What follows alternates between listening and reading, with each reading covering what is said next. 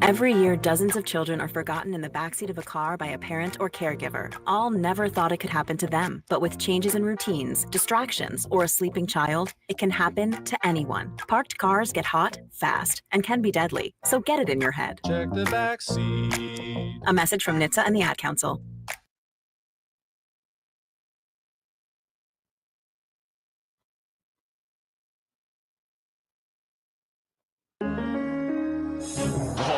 Crossover. Oh, killer crossover. Just crossover. It just crossed him over. Next to another victim to the crossovers. Cross him up and sit him down.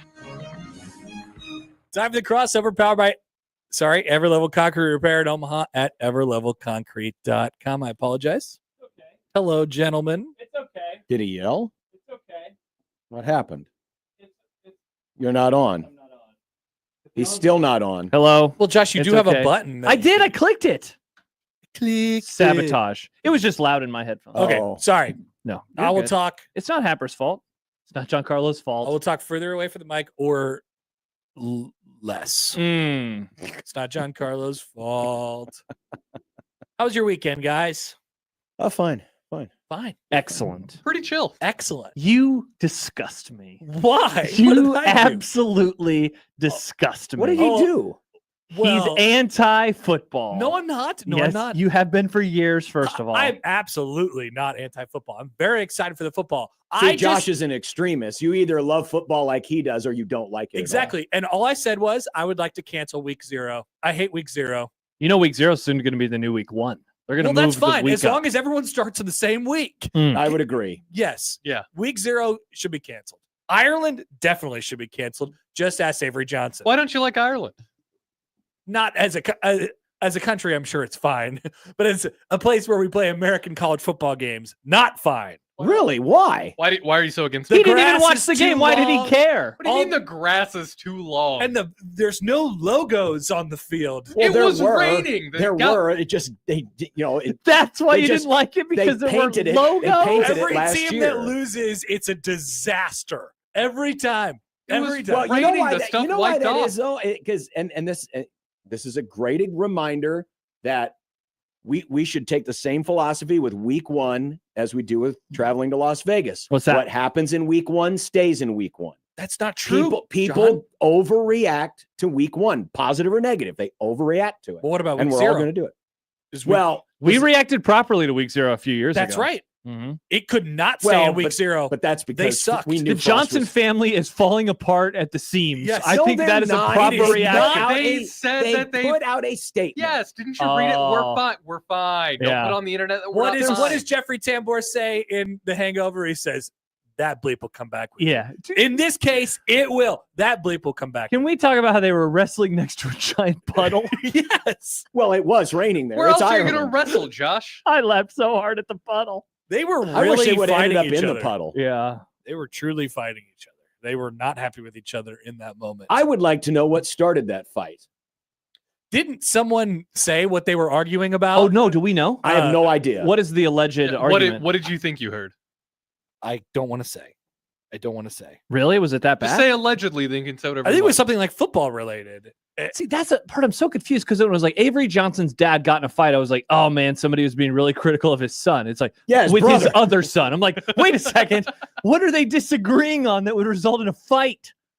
That's wild. Nick, Yeah. bring up the audio. We have the video There you of the fight. Mm. Here it is. Okay.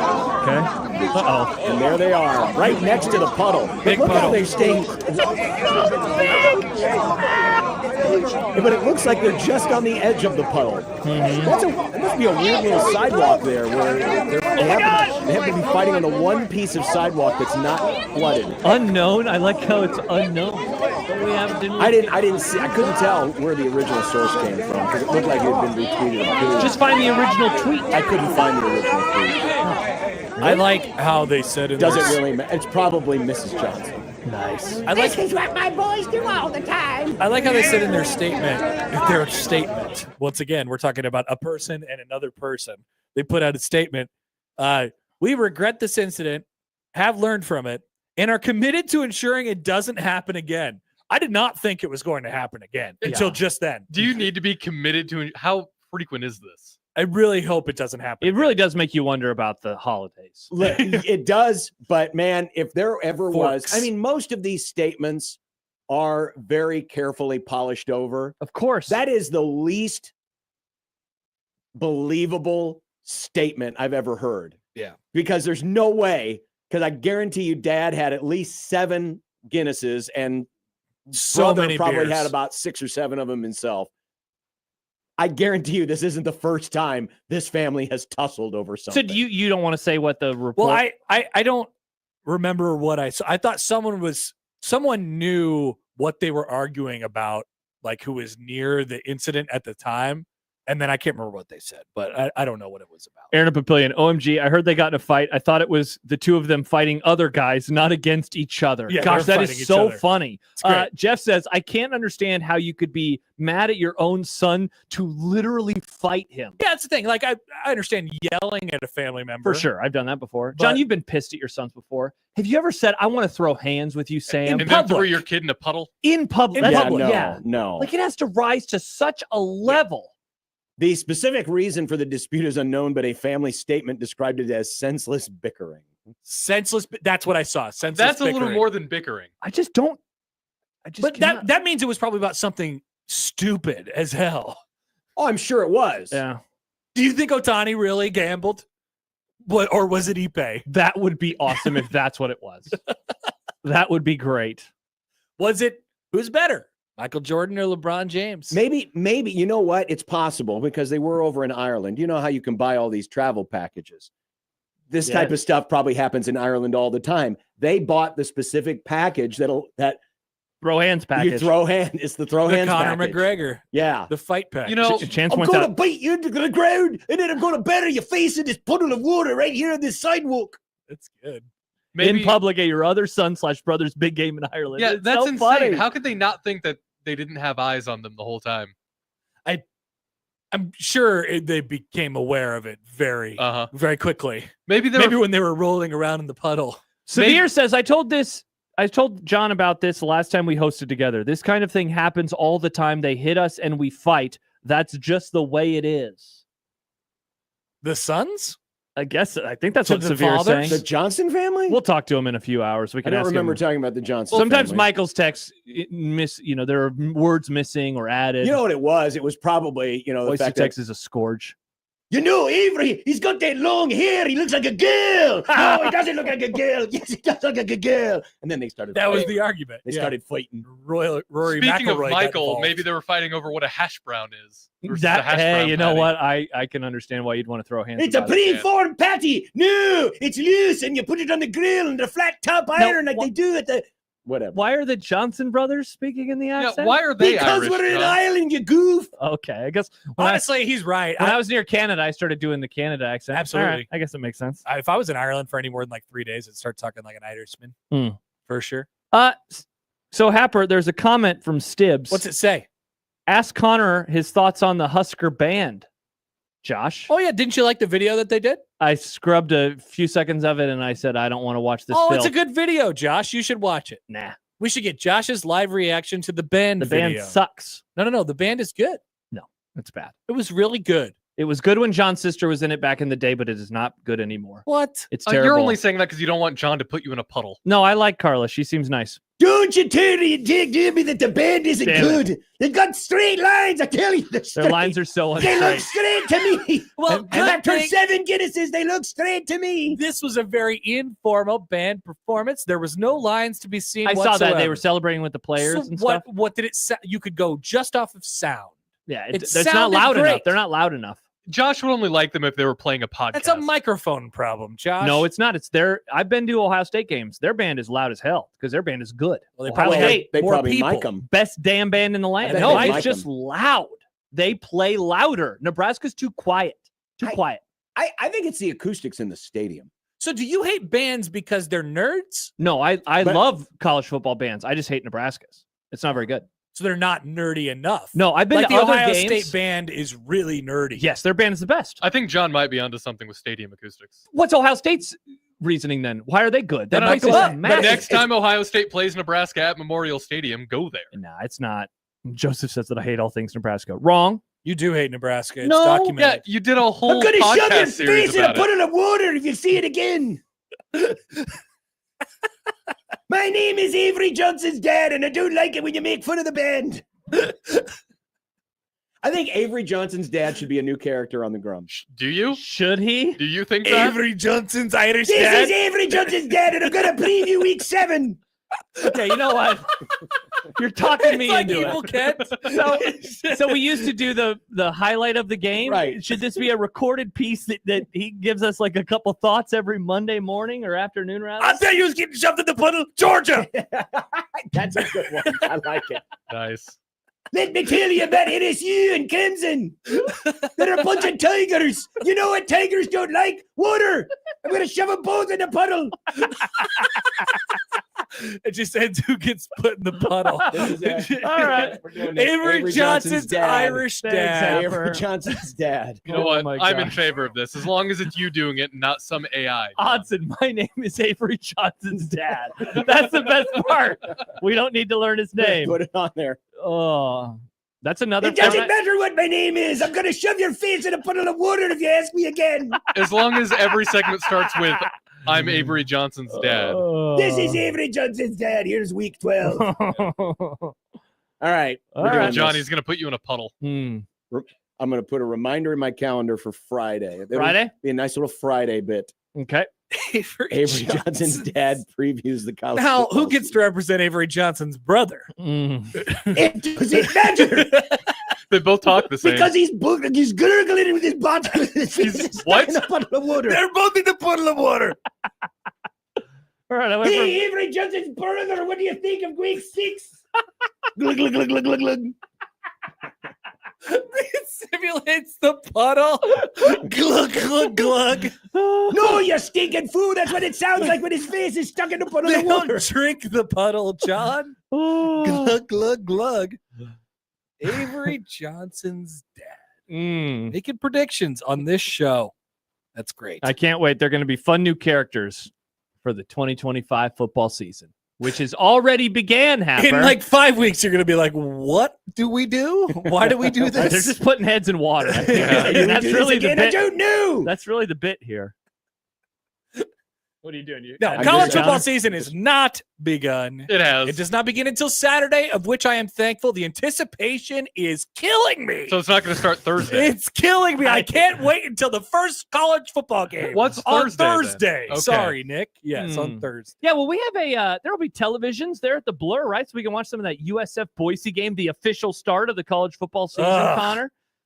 No, I think we should ban that game because Oh, that's the yeah, reason why you're we're playing at protesting. dark 30. John's protesting the 4:30 college football That is Why game. the pretty hell? I mean, garbage. if they're going to start at 4:30, why don't they just start it at 3:30? Yeah, because then the game could have kicked off at 7. Well, a they're normal accounting for the time. weather delay, so really they're going to start at 8. Ugh.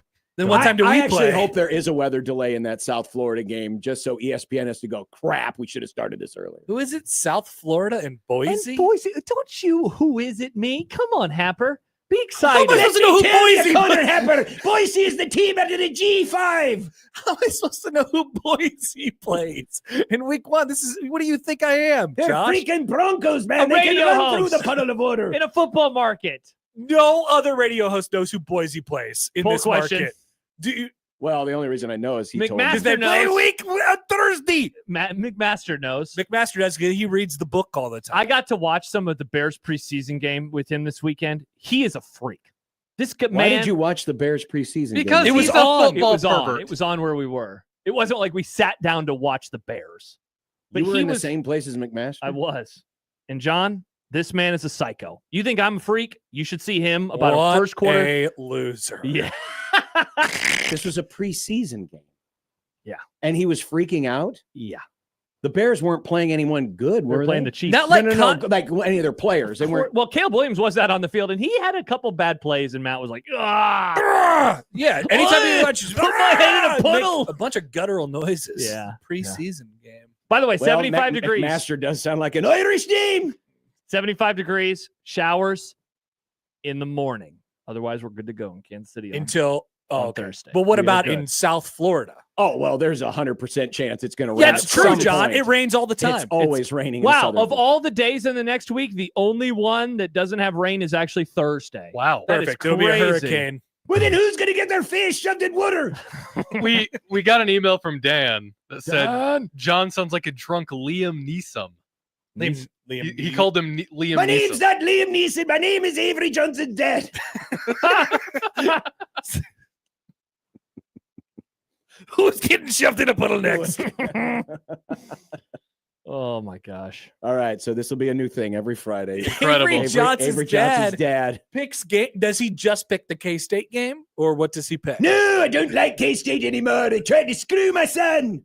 Dude, they suck. Eastern 3. Which one? Which son? Chris Kleiman, he's a fraud. Yeah, he probably likes the son that played, right? Yeah, because he was fighting the other one. Yeah, probably. My oldest son has got more fight than my youngest son. Man, I Avery's assume it got to was be the getting oldest so much brother. crap. I'm assuming it was the older brother he was fighting with. Oh, Fighting- good question. fighting. I don't know. No, it's Well, the younger fighting brother. Johnson- He's only in 5th grade. That would be awesome. He's a teenager. He's just like one of those middle schoolers that already has a full beard Yeah, somehow. it's his 14-year-old brother. Why did Nebraska do that? Remember when they went to Ireland and played? That was so stupid. It was. They were supposed to play Illinois there. People forget. Ugh, horrible. Jeff says Josh always says Boise wrong. Is it because it's Boise, right? Boise Yeah, State. they're pretty anal about that. It's Boise. Okay, Jeff. Boise? Everybody says it wrong. Boise. Then. Yeah, but if I Boi- say it wrong, everybody. I'm going Like to say Boise Macy? sounds better. Boise or Boise? Boise sounds better. I feel like Well, it it's easier rolls. to say. Bison. It's Don't easier call to them the say. Bison. Yeah, I got Boise. that one. I They're know the that one. Bison. So really, they have a problem with Boise versus Boise. Well, Jeff does. I'm guessing nobody else cares. But John said they have a problem with it. I thought I Nick assume said they that. do. The Boiseans. I assume the Boiseans do. Hmm. I'll tell you who doesn't have a problem with it. D'Lo says you guys I don't need to care. enable super chats so we can donate to get John to stop this Irish accent garbage. Who said that? I'll shove his face in a John, if they tell you to stop and they pay you to if they pay you to stop, will you stop? How big would the super Of chat have course, to I'm be? all right. I'm a whore. I like the money. We Wow. do like money. Just flip it. Flip the switch, Nick. Flip the super. The super If switch? you What is pay gonna me, I happen? can You then think you're gonna teach get my in son how to trouble? fight. No. If Nick A turned on, classic year-to-year conversation. Yet again, we're talking about the super chat. turn on the super chats. I Theo just- always wants them. I just don't want to gatekeep super chats and chats from our listeners. I think it should Well, just yeah, be but- accessible to everybody. But super chats they're paying, so we'll allow. I mean, it the- doesn't gatekeep. And the regular chat still exists. Yeah, the regular. Yeah, it's not. You don't have to pay to comment. yeah, but I don't want people to get FOMO from it. You know, I don't want them to feel like they have to shell out. You don't want. No, we do want that. That's how you get money. That's how the station Yeah. could make more revenue. Right? It's all about the guilt factor. Do our bosses know about super chats? I think they do. Hmm. I'm gonna guess. No. Yeah, it'd be one way to make. Send an bigger email. Do overreaction. you know super chats? Poll question: do our bosses know about super chats? Do you know super chats? I'm guessing no. I don't know. You don't want to gatekeep. You are the director of video, so we have to follow what you say. Yeah. Interesting. Way to go, Nick. That's a Well- great reason. Yep. No money. But the whole idea is you don't have to gatekeep the super chats because the super chats won't show up until we acknowledge it, right? So the bit behind super chats is they pay to post, and then because of that, we then put it on the screen. mean, it's if like a someone's- part of the deal. if It's like someone- a handshake agreement. yeah, if Yeah, someone but wants I don't want to pay- do that because right now everybody has an opportunity to get their comment on the screen. But then if we start only putting super chat comments on the screen, Doesn't have to be only. then what's the point of the super chat? It stays up there It ju- longer. It gives us money. That's the point. Yeah, it does give us money. It does help us out. And then and then people like Theo who are always tweeting at us, how come I'm not getting read? Because you're not paying for the super chat. Exactly. By the way, Odson just going ham all the time is just one of the funniest things. I'm not going to read what he said. Now in what the- did No he in the do? cap. comment He's section. been going ham lately. Oh yeah, No cap. yeah. What's he been saying? You don't want to say it? No, I don't. I don't feel like reading that comment specifically, but Okay. pretty funny. Okay. I laugh. Yeah, Corpian points out it would give our bosses money. We wouldn't see a dime. We could negotiate. I think that'd be a great idea. I like negotiating. Boy, there's a lot of people who are triggered about the Avery Johnson's dad bit. Yeah. Why? Because he doesn't actually sound like that. Good How do question. you know?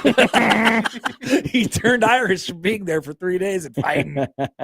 Patrick says, how much do I have to super chat to remove Jack Mitchell as a guest? Whoa. Come on. Jack is one of our finest guests. Well, He answer is. the question, though. $200. That's it? That's it? People would do that in a Wow. heartbeat. They would do that in a heartbeat? They would pay $200 to not hear Jack think forever in perpetuity? You think someone would pay $200 just to never hear Jack?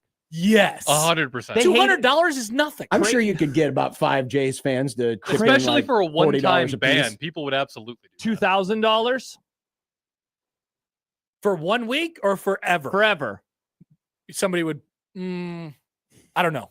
I don't know about that. Wow, $200. I bet somebody would pay $1,000 to remove Jack forever.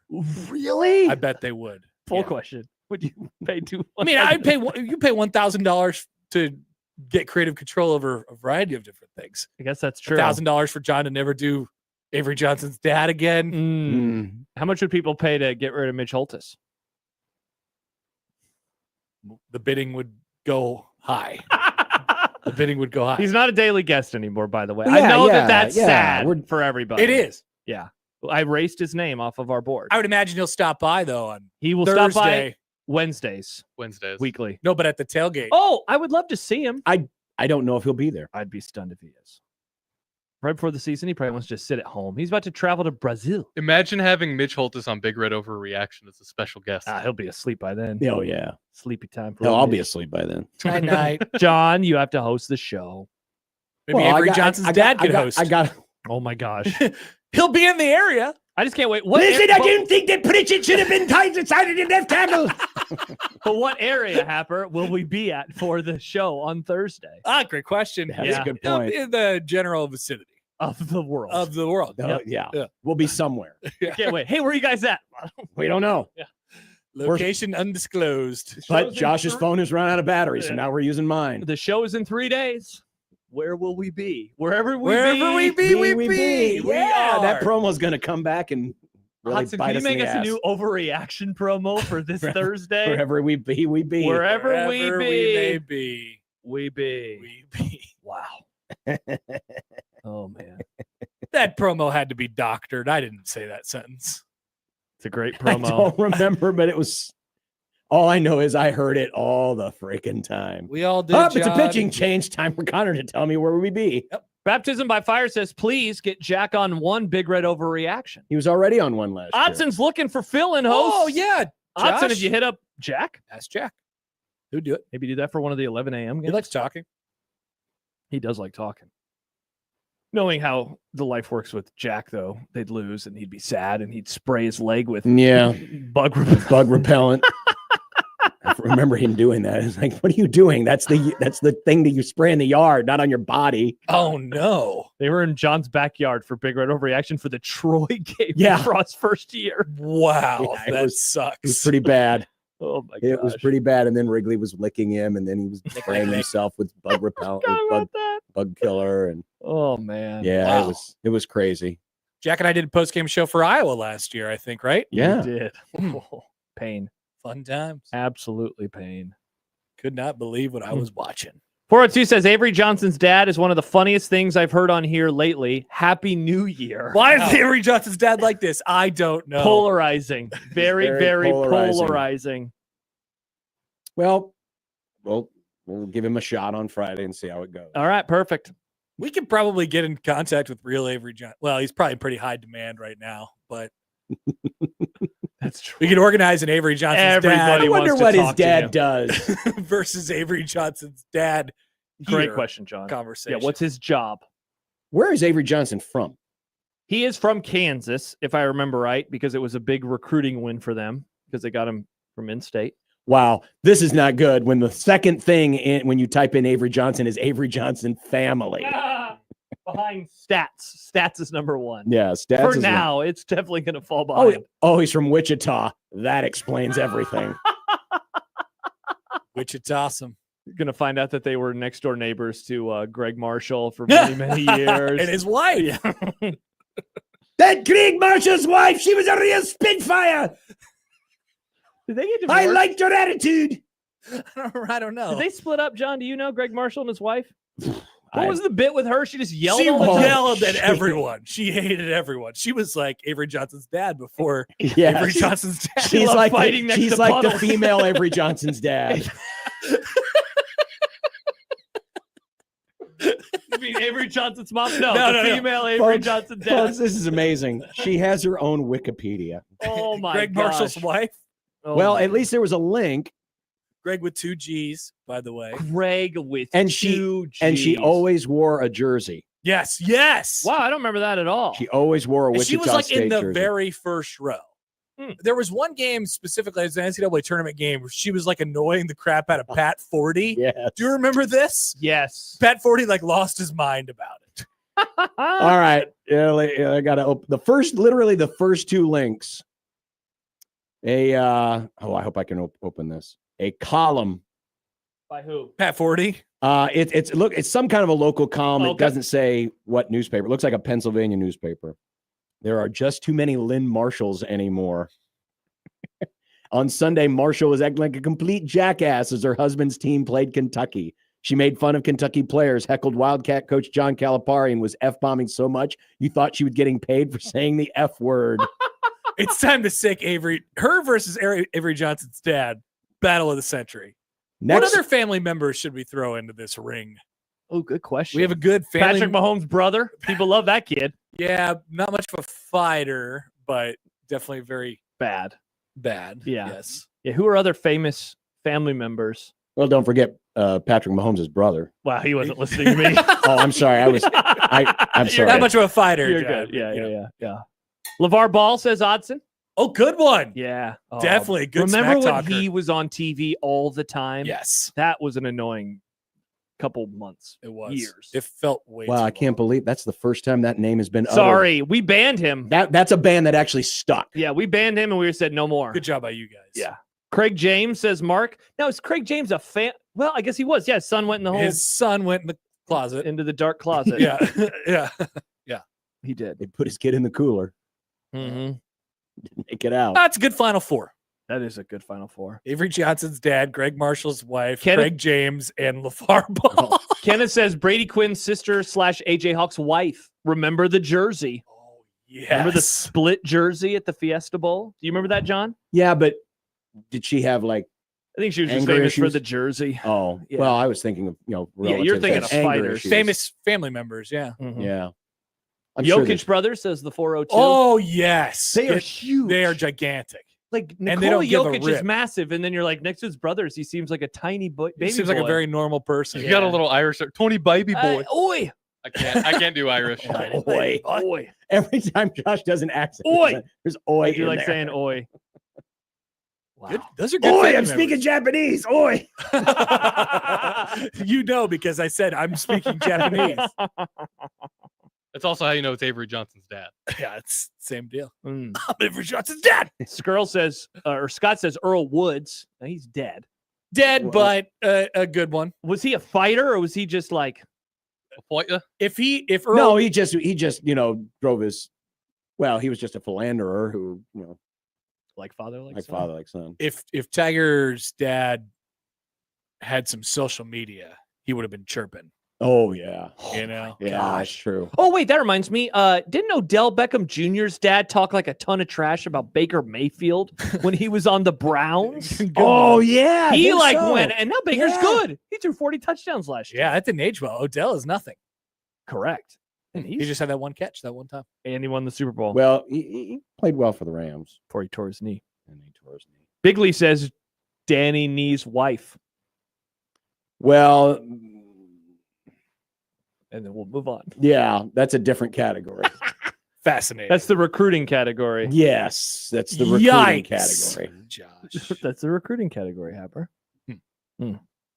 So pretty. I mean, we could make a whole bracket. Wow. know? Should we do this in March? We instead should of the remember dumb this stuff? when we do our dumb bracket. Oh, that's a good idea. Problematic family relatives Oh of my famous gosh. athletes or coaches. 1620 the bracket. The goal is to get them to tweet about us. That's the goal. Yeah. To have one of these family Greg members. Marshall's go, wife. I'm honored to be on this Yeah. bracket. Thank you for Avery including Johnson's dad. I'm honored to be I on want this you to be here. I want you to region named after me.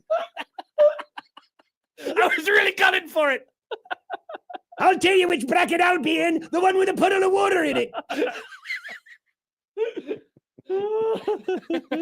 Avery Johnson's dad, Puddle region. The one seed, Avery Johnson's dad. God, I wish there. If the people in Ireland kind of knew what was going on. I mean, to them it was just like, oh, look, a father and son are fighting again. This is normal. Just another day that ends in Y. But if someone had like the humor and the wherewithal, if someone would have stuck like a plaque out in front of that puddle and named it the Johnson family puddle.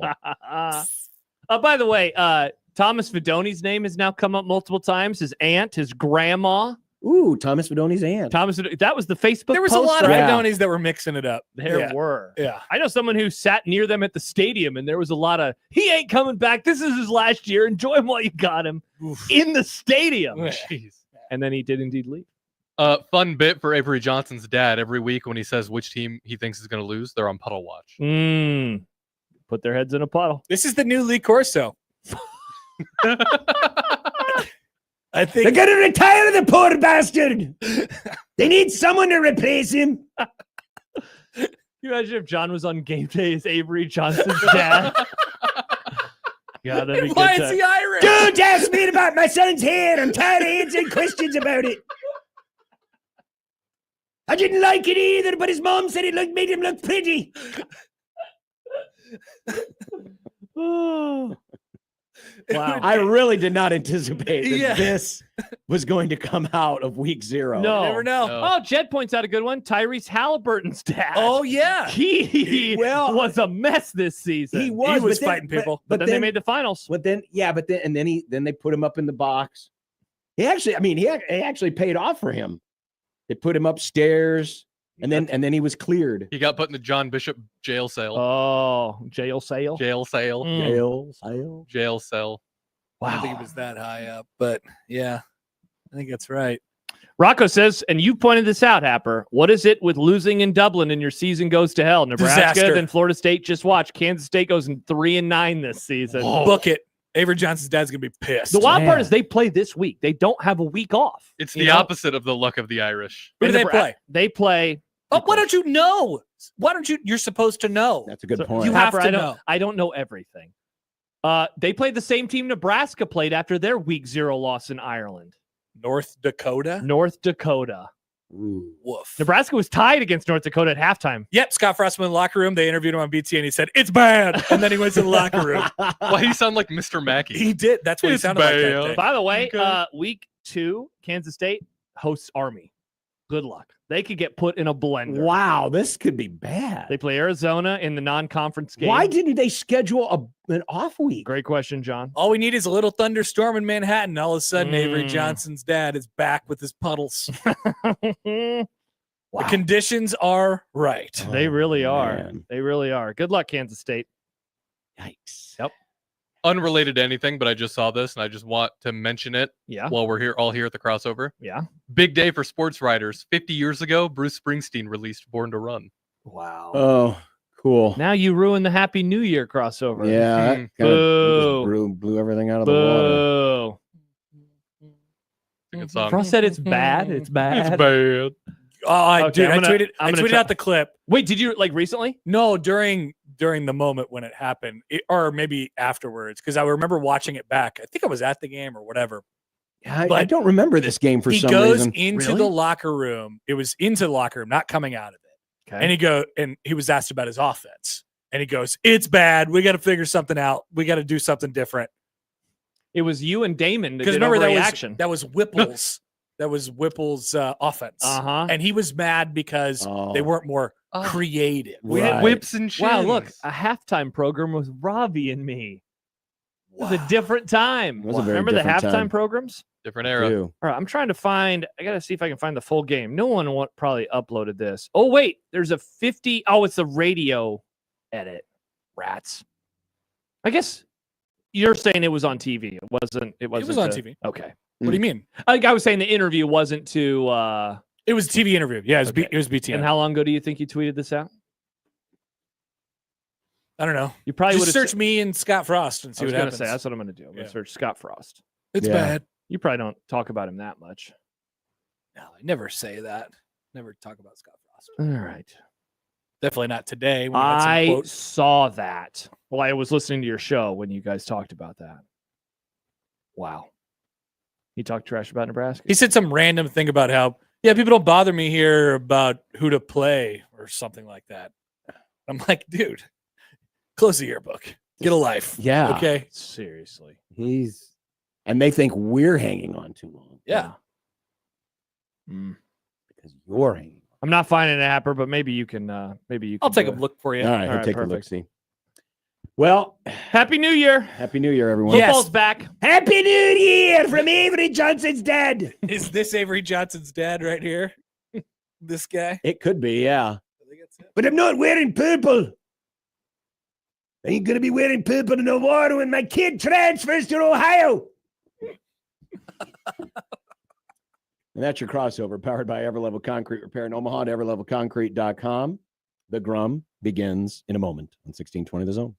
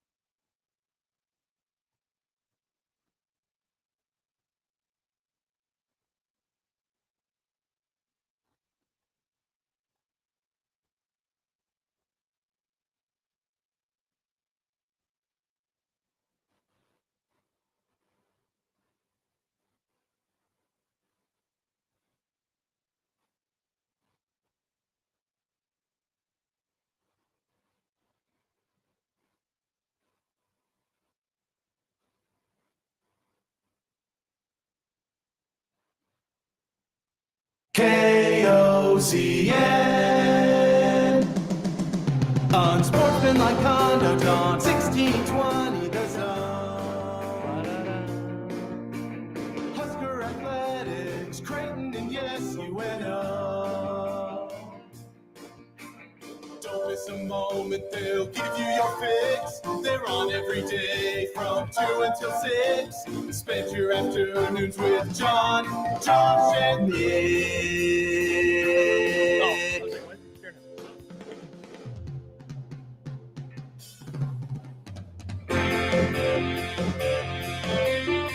John, Josh, and Nick. They'll show you what sports talk really is. Oh my goodness, it was so nice just to walk outside today, and it was nice. I wore a comfortable. sweatshirt walking Banks this morning. What? Walking Banks. It was 49 degrees outside. Incredible. That's crazy. Nah, It was crazy. great. Unsportsmanlike conduct on 1620 The Zone. Husker Athletics, Creighton, and yes, UNO. John did Avery Johnson's dad so much last segment that it's weird to hear him talking normal. Well, welcome to the Grum. It's Red Out Week, powered by Union Bank and Trust. I have the same philosophy when it starts to get cooler. Yeah, takes a while. I don't want to go back to long pants. Sure. So I'm the same with sweatshirts. I don't want to go back to sweatshirts yet. So you'd rather be chilly?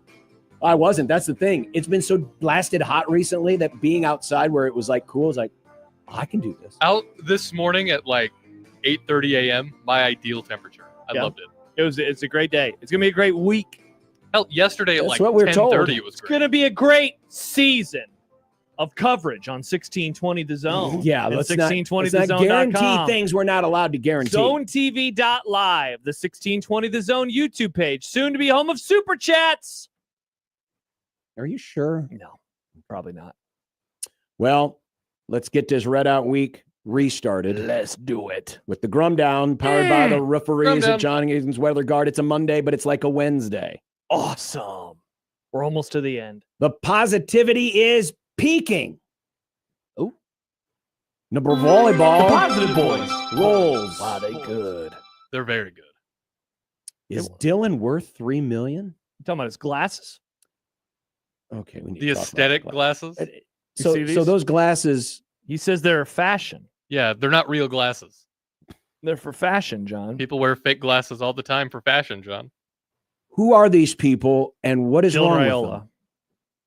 I mean, Hip youth. you should be the best person to talk about this. Hell yeah, I don't miss those things. Exactly. I don't miss them at all. It does So- make me so- a little upset when people just wear glasses for fashion. I have to, legally. Yeah, legally? Yeah, if I can't drive without my glasses, it's on my license. Right, but Useless that's without my glass. So tell me, as a former glasses wearing person, doesn't this behavior offend you? I just think it's stupid, is what it is. Well, yeah, it's just Glasses can- unnecessarily putting glasses can- stuff. Why would you put something over your eyes if it's not I necessary? mean, there definitely can be some fashion with it. I understand, but I don't miss them. I do not miss waking up and having to put my glasses on. Having to clean my glasses every day. Did someone tell Dylan that we're not at a fashion show? It was a press conference. Do That's a you good point. think Fashion Steve show. Sipple is Fashion impressed show. by your fashion sense? Fashion show at lunch. Sipple, he's probably blown away by everything right now. No, that's You know true. what? It's a game week. My disability isn't your fashion. Nice, Nick. I mean, yeah. That's like if I dyed my hair red. That'd be like if Josh just said, you know what? I think I'm just going to roll around in a wheelchair this That would be week. problematic. It's for aesthetics, guys. It's fine. Ooh, is it problematic? Do we Wearing what's the term I'm looking for? Virtue signal. No, not it's not virtue signal. It's you're basically stolen valor. Stolen. That was yes. He's Stolen eyesight valor. It is kind of. Or it's like appropriation. Keenan, Yes. appropriation's the best Yes. word. Keenan says fashion wheelchair. Yeah, this is fashion. What are you talking Look, about? it's bedazzled. Yeah, look, the wheels work. I don't need it. Well, I guess when you make $3 million, you can afford You can do whatever you want. Mitch Sherman of The Athletic will be here. Nice. So I'm trying to come up with a Nerd name. turds. Well, we can't call it Heckle the Eckle anymore. Yeah. So today, our analytic nerd, instead of nuggets, we can call them nerd turds. Okay, I'm okay with that. Could We're we good put with glasses on the turds? Sure. Sure, we can put glasses on the turds. Incredible. Is Nebraska going to have to rethink their non-con? You know, I unfortunately went down the rabbit hole of looking at the future non-con schedules, and I wasn't impressed. Speaking of turds again, John. Is it a football season or a bakery? Because of the cupcakes, right? I just thought of something. There is an advantage to cultural misappropriation of glasses. What is it, John? Well, what if Dylan walks outside and someone's doing the yard work outside and they got the little weed whacker there and it kicks up like a rock and it hits him in the glasses? It would have blinded him, but the glasses were there to protect him. As a glasses wearer, things that you think would protect your eyes don't. You're always going to get something in there. All right. Michael Severe Monday. Let's go. A freaking game week with Michael. Wow. Some NFL stuff, because you know the cuts were made and holdouts are apparently ending. No, they're not. And how was your week 0 better than the Johnsons? Nice. Who knew that we'd be talking about the whole crossover? I didn't realize it either. Look, John, it's a nerd turd. A nerd turd. Can I add braces? What if braces? Can you give it a pocket protector? Pocket protector. Okay. Oh my gosh, you can add braces. All right, let's see. Well, I wouldn't put braces. I mean, you're assuming that people have. I mean, people get braces. I had braces. No, they're fashion braces, John. They're fashion braces. Oh, that's another thing. Would you actually wear fashion braces? No, that triggers me. If anyone wants to wear braces as fashion, I hate your guts. Oh my gosh, I only had them for like 21 months. I had them for almost 2 years. That's a long time. Well, most people have them even longer. So actually, really, I thought they were only maybe a year or two. No, Bray, not the old. Well, I mean, this was back in the day, of course. So maybe things have changed. If somebody wants to do that as like a bit, I despise. This is my fashion headgear. Yeah, you don't want that. What do you say? A pocket protector? Yeah. Okay. Yeah, because a pocket protector, that's a choice. I mean, braces. Yeah, but braces are a choice, but you have them to straighten your teeth. It's not a choice, John. Do you want ink all over your favorite pen pocket? I don't understand pocket protectors. So if a pen explodes, you don't get ink in your pocket. No, I understand that. I just don't understand wearing them because I think they're huge, like dorky, like way super dorky. I mean, people just carrying a pen in their front pocket are kind of dorky. That's true. Can't you just put it in your pocket, like your regular pocket? Yeah. Well, there's your Grum Down presented by the referees at John Higgins Weather Guard. Excellent. What? I'll start with the positivity. The positivity is positively positive, boys. So our poll question is still up. Go vote, go vote, go vote. Go vote. It's open until Thursday morning. We need more votes. But right now, 66.9% are voting 8 and 4 or better. 30.6%, 6 and 6 or 7 and 5. The total of those who are voting in the two worst categories is now 2.5%. So this is easily the most positive that the vote has ever been. So easily. So easily. But they haven't heard Michael yet. As Scorpion points out, can't wait to hear how he thinks Cincy will almost beat Nebraska. How much to keep Severe off the Grum? A super chat to get rid of Michael? That's sad. Super chat sounds like, I don't know, it sounds like some kind of cleansing.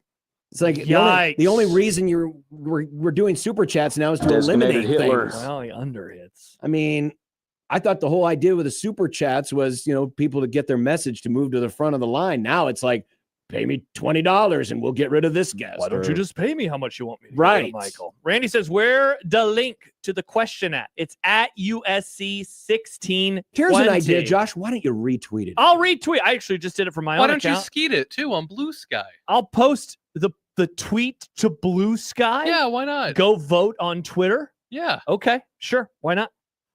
I can do those things. And go ahead, share it with your friends. And your family. Your dog. But don't share it with certain family members. We'll save that for Friday. Let's see. Can I post it in here? I'll see if I can post it on to Twitter in the comments or on YouTube in the comments sections.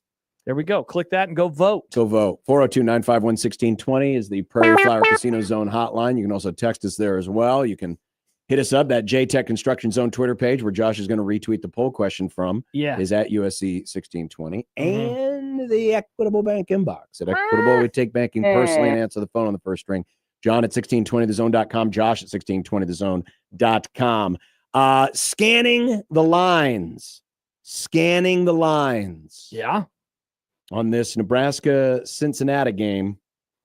And I did this, what was it, about 10:30 this morning? You tell me. Yeah, John. What time? Probably 10 or 10:30. It was about 10:30. Let's see. A lot can happen in half an hour. Let's see. Did someone change? Yes, they did. Who moved the line? Well, ESPN Bet had the line at Nebraska -7. Okay. But apparently the action has come in, and the line is bumped down to 6.5. But that's where it's at everywhere, right? No, What? the Bally's Bally's. has it at 7. Wow. What is this one? That's a full touchdown. I can't tell that logo. Is it the Irvington Sportsbook? It's not our at USC Sportsbook Irvington. What is Bet Rivers? Don't know what that means. Bet Rivers. Anyway, we're one in Iowa. They have it at 7. Okay. Right now, your best juice looks like it's a tie. And by best, you mean like highest or Like closest to even? Or closest to even odds. Yeah, Okay. yeah. -110 is your best juice at the DraftKings, at the Bet 365, at ESPN Bet, and the Bally's the -7 is juice -110 as well. Okay. The total, you can get it at 54.5 at a couple of places and 53.5 at others. Ooh, my early lean is over. Well, why? I don't know. I can't tell you totally. Wait for Wednesday, and you might change your tune. I already have been working ahead on the spread lines. Yeah, the spread lines, and interesting. There's a couple of interesting factoids in there. Okay. Because give the that'll be on people Wednesday. the list of what we're doing this week because it is not a normal game week. Well, It's a yeah, list. today we're going to do the nerd turds. Nerd turd. So we'll look at the matchup analytically. Perfect. Tomorrow is Tuesday. What were we going to do tomorrow? I already forgot. We were going to preview Cincinnati. I thought that was on tomorrow is the 10 Husker questions. Wednesday is the opponent preview. Oh, that's and right. keys. And so Nick got the voice of the Bearcats. He will join us on Winnen's Day. Yes. Yeah. So we'll talk to him on Wednesday on the video stream is what I'm hearing from Yeah. Nick So we'll Grimm. do that. And and then will win, should win, might win, won't win will be on Thursday. Yeah, we'll along do that with a ton of other stuff. We'll do that Thursday, and then we'll come back around when the roundtable begins. And got a lot of other stuff as well. Of course, it's Red Out Week presented. Red Out Week prevented by. That's what Cincinnati's trying to do down in Kansas City on Thursday. Well, but one of their colors is red too. So, but it's presented by Union Bank and Trust. Couple comments from D-Lo before we go to break. First of all, he says, eventually the show will only be a black screen and no sound, but 1620 will have pocketed $1,500. Yeah, exactly. How much you got to pay us to get us off? Wow. Ooh, hello. Usually a lot of more money. And then he adds keys to the game. I'm guessing it's going to include start fast, as it always does. No, there will be no starting fast in my keys. Start medium. Just start the game. Yeah, just start the game. I already have like 4 things written down. My list is going to be longer than 5, so I'm going to whittle it. So there'll be deleted keys. Wow. Deleted key is a first for me. Okay. Yeah. I haven't even started working on the keys. Every time I see something interesting, I'm like, oh, I'll write that down for Thursday. I'll write that, or Wednesday, rather. Write it down for Wednesday. Write it down for Wednesday. Did you know, before we go to break, did you know that a Nebraska native made history the other night in the WNBA? Oh, I didn't. Tell me more. Jess Shepard. Yeah, I know that name. She actually grew up in my parents' neighborhood in What? Fremont. Yeah, but she went to Notre Dame. I remember that. Yeah. She recorded just the second triple-double in Minnesota Lynx history, but it was the fastest triple-double in a WNBA game. She had recorded the triple-double in the third quarter. That's awesome. Good for her. Every time I hear triple-double, I just think of like a fast food order. She ended up with 22 points, 11 rebounds, 11 assists. She also did so without recording a foul or a turnover. She had quite the game. Fremont's own. That's right. Congrats Fremont's to her. own. Yeah. And congrats to Fremont on the first positive thing anyone has ever said about that place. Shut up. Just kidding. My family lives there. My family lives there. My family was there before you. Damn it, that's true. Well, my fiance went to school there. Depends. When did your grandparents move there? They moved there late 80s, if I remember right. Yeah. Yeah. Probably when you met my uncle. We got you beat. Yeah, because they lived in Kearney before that. That's where my parents graduated high school. High school sweethearts, Nick. That's cute. They've been together now for 41 years. Congrats on being together for 41 years. I remember their 25th anniversary like it was yesterday. Now it's been 16 years since that. That's pretty Despite crazy. having Josh in your life. No, because of getting like they say that I'm the reason they stayed together because Really? I was so awesome. They were like, we can't end this now. Just kidding. There was never a doubt that they would make it to 41 years. Well, I didn't do anything because they got turned down by Barnum and Bailey. I did think about my dad a lot this weekend as I watched 5 episodes. You watched 5 episodes of that? Holy mackerel. binging. John, I watched 1 on Friday, 1 on Saturday, 1 yesterday morning, and then 2 before bed. Is that binging? It feels like binging. I mean, It you did. weren't That's serious binging. Are you kidding That's me? binging, but it was over so many days. like if you're not No, if you're watching that, then who's watching Mr. Robot, Josh? No, not these me. are at least an hour long, right? Yeah. Yeah, that's binging. John, I hate how good it is. And I also hate Jerry Jones still. I just want to let everybody know. Still hate Jerry Jones. Also, there was this moment in practice one time where a player had asthma.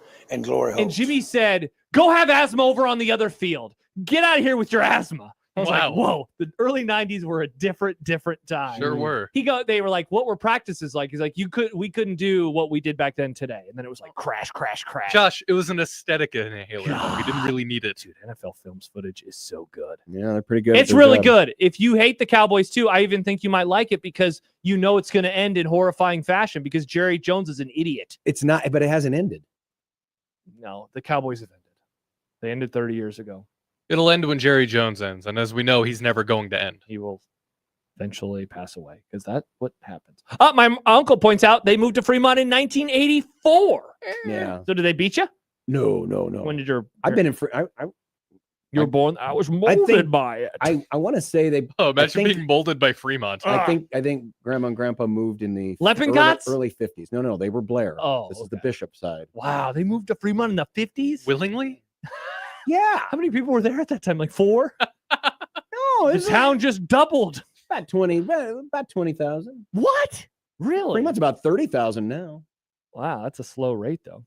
Well, it's small town Nebraska. It doesn't usually grow. I guess that's true. It doesn't usually grow that fast. Fremont is 154 years young. What's the population?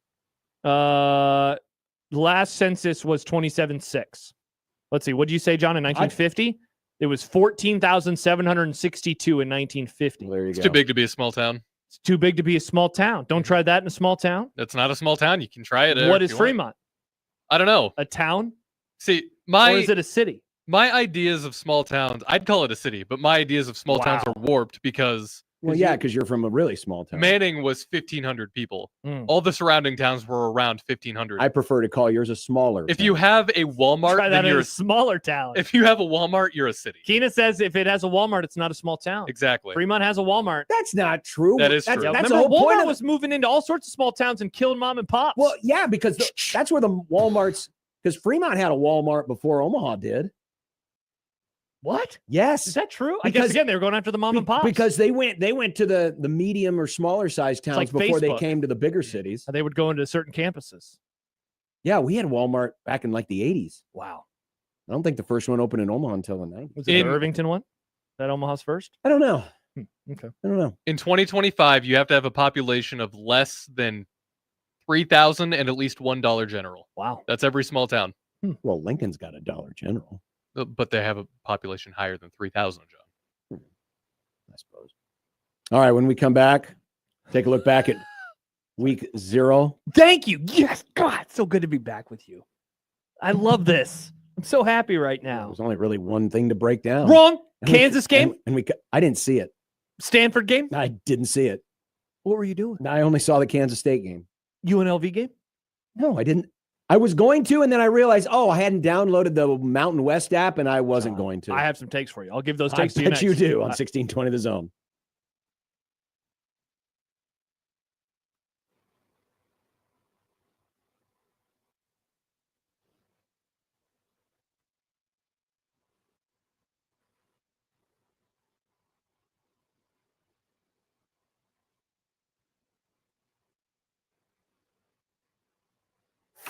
With UBT, you've got total control over your money. Like Doug, who runs his game day tailgate like a well-oiled machine. I got burgers, brats, chicken, dogs, plus all the fixins. And with the UBT Go app, I can track my food spending from anywhere. pro move. They don't call me Grill Sergeant for nothing.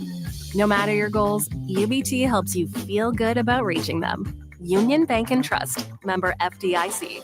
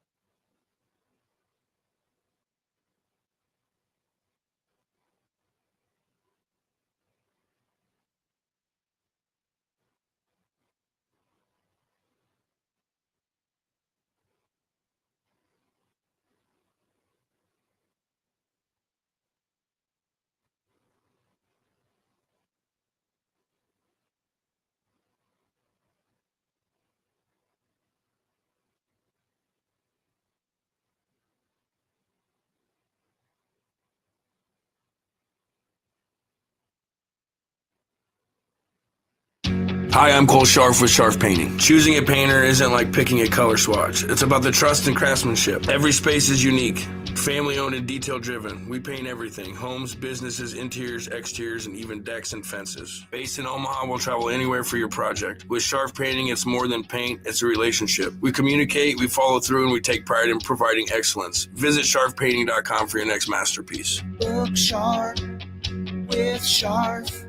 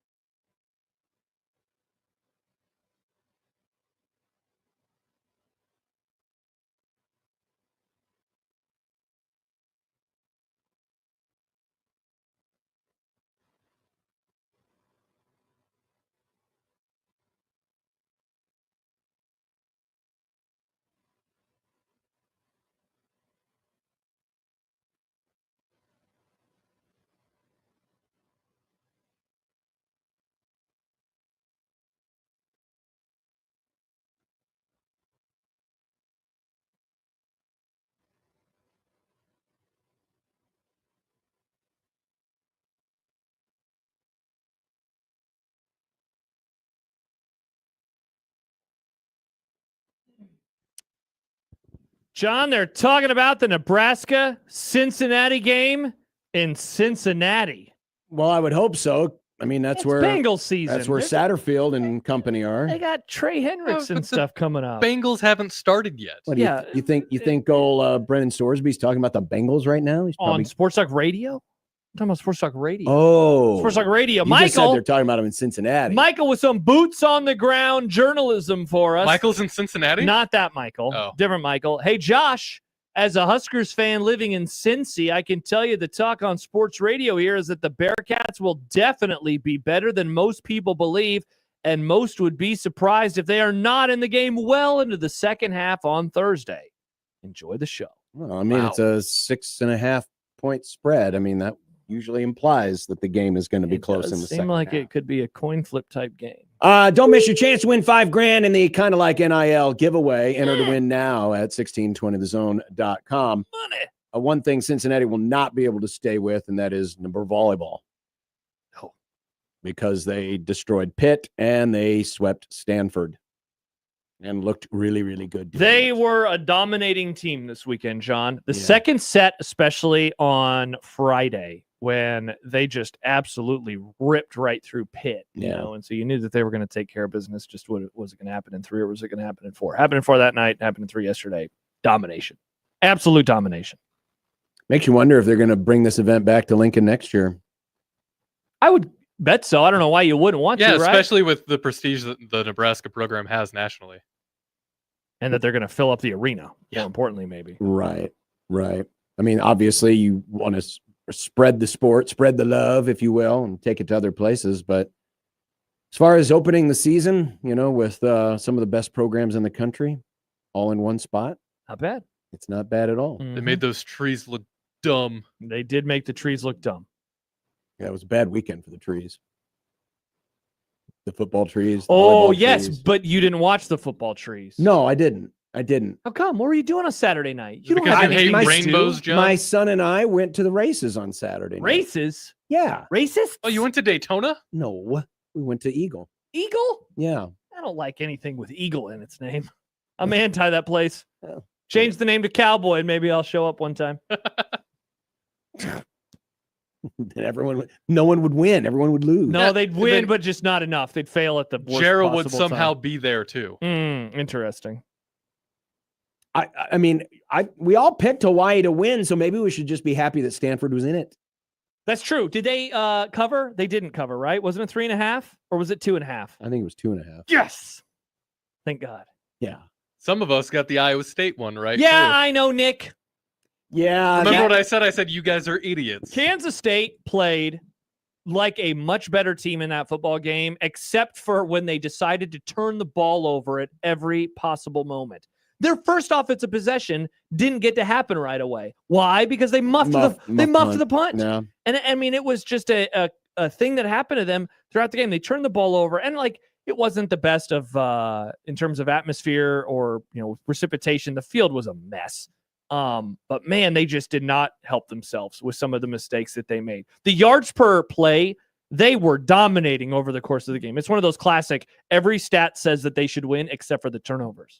And thus Iowa State was able to get it. Now, I don't know if this would have made any difference, but when they bring the international soccer stuff over here, our stadiums bend over backwards. Heck, there's stadiums that have AstroTurf that put in grass just for that. Correct. It's healthier on the joints. You would think that going over there, hosting an American football game, that the field would be more like, I'm not saying it's artificial, but American turf, that it would be mowed the way most American football fields are mowed. Just an observation. There's a part of me that wants to get in on the why are we opening the season in Ireland bit. I'm surprised you're not there, to be honest. Well, but listen, this is the time to do it because of the travel.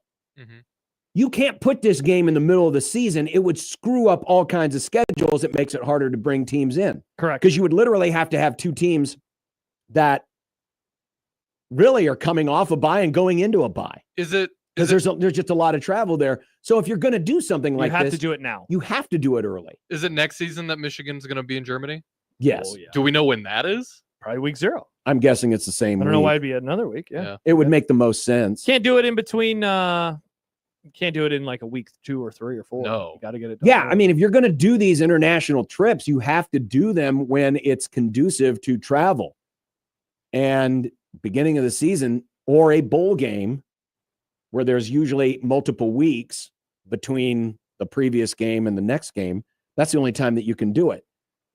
It's unfortunate that it rained, but then again, it's Ireland. As they said on the broadcast, it rains 180 days out of the year there. So the odds of you getting a little wet when you're in Ireland are pretty good. I don't mind it. I don't care. I mean, honestly, I don't really care. Like if they don't want to do it anymore, don't do it. If they do, do. You know. Well, it's obvious that I'll they be watching do. regardless. Yeah, and it, you know, it's its own thing. It's its own window. And for now, at least, week 0 right now is week 0. And I know you want to start calling it week 1. At some point soon, we will be calling it week 1. They will shift the whole calendar up a week. I like that Ireland feels like a special event to kick off the season. It definitely is that. I really like that.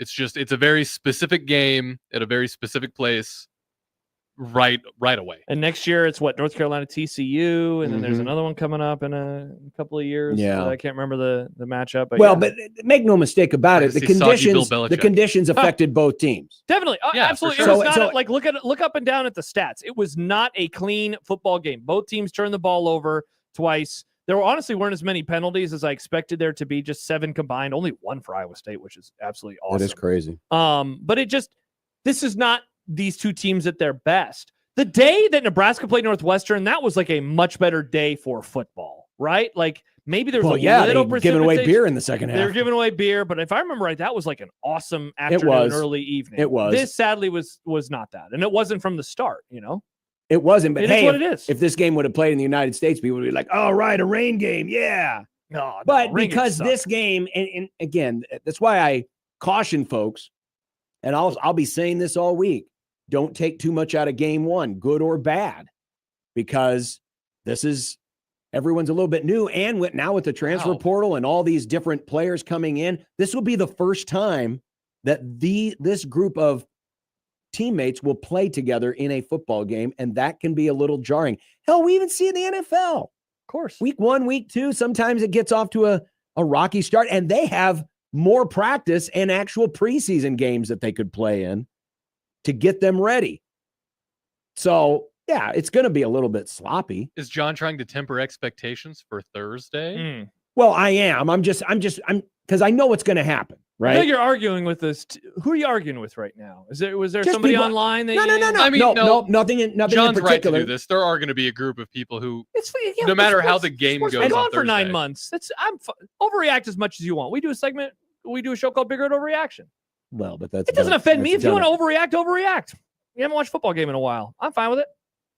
Yeah, but I'm talking about it in terms of what it means for the rest of the season, because I think it doesn't give you a great. We talked about it on Friday. But I don't the think loser was Yeah, going but to be way it's so behind. easy for us to look back in hindsight and say that. Oh no, we did say that on Friday. We said the loser is going to be in a really bad spot for the rest of the year. So that's not overreacting. It's just if we said that on the Friday, loser of every game 1 theoretically would be in that same spot. yeah, I would agree. If it's a conference game, Right. yeah, that is. If we said it on Friday, why can't we say it today? You said it on Friday. You said the loser is in a really tough spot moving For forward. the conference. I'm just saying in terms of what it means. I mean, I'm sure there are folks that say, man, this Kansas State team is going to be bad. How do we know? They might win on 10 in a row. No, I'm not saying that. Yeah. But, and that's fine. If you want to overreact, you have 2 hours to do it after the game Thursday from some remote campsite location. From 2 a.m. to 4 a.m. No, from midnight to 2, Nick. Midnight to 2. But yes, we will be somewhere. Well, you're going to be optimistic. It's midnight. That's It's another. starting at 8 o'clock. That's another thing I noticed. Put that too. in the predictions chart for this week. What time will overreaction start? It will be before midnight. That's another thing, though, you forget is how much longer college football games are than all other sports. Every other sport has been trying to do their best to speed things up. What the are NFL. we No. doing? I'm just saying. It reminds you. All other sports are trying to speed things along, right? Mm-hmm. Baseball's done it. NFL's done it. But college football, Football's back, and this is 3 what you hours want and to 45 minutes. discuss on the Monday show about its return. The game was Listen, too long you don't for your sensibilities. What better things did you have to do on Saturday of week 0? I did them. I just waited a little longer to do them. Oh, that's my all. gosh. That's why we call him TikTok Bishop. I could He's have got the attention mowed my lawn Oh, 3.5 times. Gen Z Bishop over here. 3.5 times it took to play Why that wasn't game. the game faster? You never do this with your stupid college basketball. That crap lasts forever during March Madness. No, it doesn't. It's 2 hours. Not during March Madness. It's not. Time out. Time to go to commercial. Time out. But I don't come on the show on Monday after a great weekend and say, John, the game's lasted Was it a too great long. weekend? It was one game. It was really one game. It was an interesting game. It Sure was a it fun was. game, Sure it back and was. forth. The Kansas game was interesting. Was a game. Yeah. Daniels looks like he won't make it through a whole season. That's my takeaway from that game. Well, we could have said that before the season. Stanford sucks, which we also said before the game. Before the season. Yeah, I guess there were a lot of takes that I already had. I will say this, because somebody asked, hey, what do you guys think of Sam McEwen having UNLV at number 12 in his initial Boy, AP you know, poll? that's when I knew. I didn't even have to look at the score. When I saw that Sam was catching flack, Yeah. I thought, Yeah.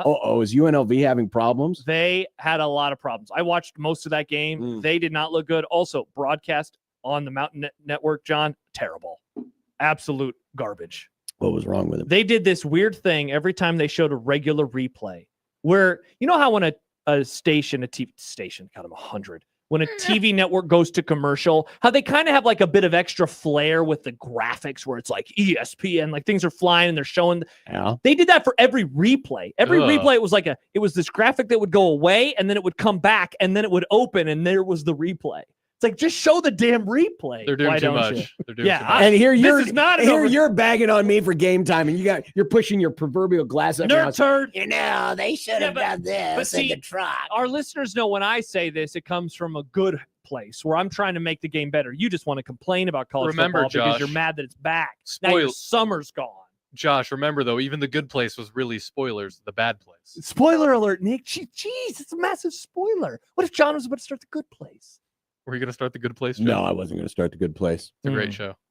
Max says morning, afternoon, and night slate all had a good game. They did all have a good game. Morning, afternoon, and night. There was only UNLV, there were only that was- 5 games. The UNLV game was good. The Farmhagen was good, and then the Stanford Hawaii game was good. You got to grade this on a serious curve. Nah, no grading. I needed, guarantee you, if this would happen in like October, it'd be like, oh my God, this was terrible. I can't wait for Fired Up for football. Thank you, Nick. Me too. You guys are arguing like this. Mm-hmm. Yeah. Lane says Kansas was impressive. They could have scored 55, but let up. I was impressed with Kansas. I just worry about Daniels. He went to the sidelines twice, maybe on Saturday. And they talked maybe about he was just impressed with the new stadium. Maybe it's really cool. I want to go to the sideline and look it. around. It is a really nice stadium, but I just worry about him, man. He takes unnecessary hits too, and they're talking about on the broadcast, like slide sometimes, bro. Don't, Josh. slide. He's just preparing to get drafted by the Dolphins. Nice. That could be too. He's just preparing to get hurt again this year, sadly. Yeah. I really like watching him play. Yeah, me too. He's a fun quarterback. He's a really fun quarterback. And the long national nightmare is over. Formula One is back No, on Sunday. no. Oh, God. Nebraska actually has captains, real captains, not like, Oh, but Sally's turn to be the hall monitor. no, these are actual captains that get to be captains all season. In fact, Matt Rule has gone from 0 to 180. Before it was, let's draw names out of a hat captains. Now it's permanent captains, and you have to take a blood oath. Blood oath? Well, maybe it wasn't a blood oath, but they had to sign a document. Yeah, that was a little tryhard. So, I mean, literally, Matt Rule has gone from, nope, we're just going to, give it to the person who got the best grade on the test this week, to now here's 6 guys who are going to be the captains for the whole year. Dylan's a captain. Dane Key is a captain. Lutovsky's a captain. Buford's a captain. Singleton's a captain. Sierra Wright's a captain. 3 defensive backs as captains. That group better be good, man. I remember, it used to be they would vote 2 captains for like 170 guys. Now we have 6 captains for 120 guys. Wow, really? Just 2? Yeah. I thought when I was growing up it was 4. It was like 3 or 4. No, Osborne Devaney always had 2 captains. I'm the captain. Corpian says, do we just hate everything Rule does now? Do you want Frost back? Yeah, he did the thing you want and you still get triggered by it. No, I'm not triggered by it. I was just saying it's Don't funny. put it on the internet. It's funny how we went from treating captains like extra credit pariah to now now you're a captain and you have to sign this document and swear your first children and blah, blah, blah. I'm happy But they hey, have captains. I am too. I like captains better than not captains. Because I do think, like, now serious hat time, right? I think leadership is important. I think having defined leaders is important. Absolutely. So I like it. It's just now that the defensive backs have 3 leaders for like 12 guys. Oh, Corpian was talking about me, saying that it was a little try hard. Dude, the document, like, that's a little much. But, you know, the rule can do it every once in a I wonder if they put him in a frame and like have him in the hallway and stuff. I want to see. That would be try harder. Try harder too. Usually when you sign important documents, you put them under glass. Do you? And then eventually Nick Cage wants to come and steal them. Jim Maybe says Nick's Cage. That'll be American Treasure 3. Nick's Cage? Nick Cage will Not come Nick steal. Cage. Don't worry about what I keep in there. Nick Cage is going to steal Dylan's captain document. Our friend Jim and O'Neill, you know Jim. Yeah. Remember he joined us during COVID? Teacher Jim. What I don't understand is we get mad there aren't captains, that we get mad that he's changed his mind and has captains, but we're mad. This is dumb. I'm not John, mad. You're mad. Yeah, stop being so triggered, John. Yeah, put it on the internet that John's pissed right now. Yes, I'm very upset. Incredibly upset. Lane asks, Josh, should we expect Cincy and Nebraska to be sloppy on Thursday per the opening week 0 games and how they like went? them sloppy. Hope you like them sloppy. Well, I'm not going to assume that. Definitely not. It's matchup dependent. And also, Nebraska and Cincinnati aren't flying halfway across the world. And it's not going to be raining. but I mean, the field might be this just is not as wet. It's going to be a perfect night. It's not unusual to see a little sloppiness in the first game of a season. Definitely. Yeah. But I'm not going into Thursday saying this game's going to be sloppy. I had that expectation with Saturday, with this previous game, because it's overseas. It's hard. I don't know. It's just a little harder, I think. But I feel that way about all the London NFL games. Like, this one's probably going to be a little worse than a normal football game, because I'm a believer in cross world travel. I think that affects people. I'm not kidding. This is not a joke. I know I know cross world travel. I know that sounded funny. Flying over around the world, over travel. an ocean. It's like you're implying that there's people who don't believe that you can do that. But so, like, I'm not going to expect that. That said, I mean, look, Nebraska, Cincinnati, given that they are both power programs, Ohio State, Texas, Clemson, LSU, Miami, Notre Dame, like those matchups, like you better be on your P's and Q's, because you don't have a chance to fart around a little bit like Nebraska did versus North Dakota in 2022. You can't make any nerd turds. Still win by double digits, right? Like it's harder to do. It's a lot harder to do. But it's so good to have it back. God, what a segment this was. Football. We get to react to football again. It's football season. Like 3 hours and 45 minutes. That was great. Time. I wish it would have been 5 hours long. No, you don't. There's something. Why would it have bothered me? I was sitting on my couch the whole day. I wasn't doing anything. Just chilling. Lazy millennial. That's my job, John. Taking notes. I don't see any notes. They're on twitter.com/Josh Tweederson. Those are all of my notes. Oh, did you see my notes from the game? No. I love Big Citrus. Oh, I did see that note. It's an incredible nickname. Yeah. Also, the ESPN guys talking about not have, drinking. I must have ignored that. Every time I see something in sports that is goofy or whimsical, I think, wow, Nick's going to love that crap. I love goofy and whimsical. Hey, look, this is the offensive lineman. He's 800 pounds, and they call him Little Boy. Nick's like, ha, Little Boy, that's hilarious. That's the name of an atomic bomb. That was. People forget. Well, this is why it's good. Nick won't be able to watch the first game. Big Lee says John is righteous. John, are you being righteous right now? With righteous indignation? I'm not indignant. Listen, if I'm in a position to watch the Nebraska-Cincinnati game on Thursday, then I will. You're not going to a concert? I'm not, but I need to be in the position to do it. Where are you going to be on Thursday? I don't know what time we're going to get to our hotel. I don't know if we're going to do anything after we get there. What time you leave in Omaha? It's a good question. These are questions for my fiance. He's planning things almost as much as we are for Thursday. Hey, where's the show? I don't know. Paige has the itinerary. I'm just here for the ride. Itinerary? You're going to Kansas City for like 2 days. You mean itinerary? Chicago. Oh, What did I say? You said Kansas City. Yeah. We're going to leave Monday. Well, 4 days. We will be in Kansas City this Tell me weekend. more. Seriously, though, could you tell me more? Yeah, we're leaving the show after Wednesday and going down, and we'll be there for Thursday. We'll be doing the show from Kauffman Stadium, the Blur Party's tailgate. Nice. And then after the game, we'll be probably somewhere. Probably some Kansas City park. Hanging out with Walter White. Sitting on the Jungle Gym. The Jungle Gym. Oh, when was the last time you were on a Jungle Gym, guys? Oh, my gosh. 20-something years ago. They're a lot smaller than you remember. You see a jungle gym and you're like, man, that looks so big when I was a kid. Interesting. Jimmy says, Oregon, Missouri. Yeah, we're going to go to that random Oregon. You know that Oregon exit? There's an exit titled Oregon. Oh, yeah. What if we did the show from there somewhere? That could work. That could work. I don't want to leave the game. I want to watch the game. Yeah. You know, I am doing so many overreactions this year. I guess maybe I'll just take You're this not first doing one. any overreactions this year. We need a zone member at the press conference. Do you want me to do that? No, Hey, Matt. there won't be enough room. My co-host hates your captains, even though he wanted you to have captains. But You're gonna have to fight I do McMaster like the for captains. that. What do you mean I hate the captains? McMaster loves going to the press conferences. He does, Well- but he's already going to the TikTok house. It's fair. Why are we calling it the TikTok house? Because a bunch of TikTokers live in one house sometimes. It's like a content house. It started with streamers. There was a bunch of streamers that would live in a house. It's called the streamer John, house. embrace our life. This is our life. This is a world we live in, John. This is our life. He's This is not one even of the going to be timelines. there, and he's already ruining it. I'm not the one who came up with TikTok Yeah, house. Happer That was called Happer. it. Happer called it the TikTok. I was house. just explaining it to you, Okay. John. Well, coming up, is Dylan worth $3 million? Wow. Better be. That's a lot of money to pay for a captaincy on your jersey. 1620 the zone.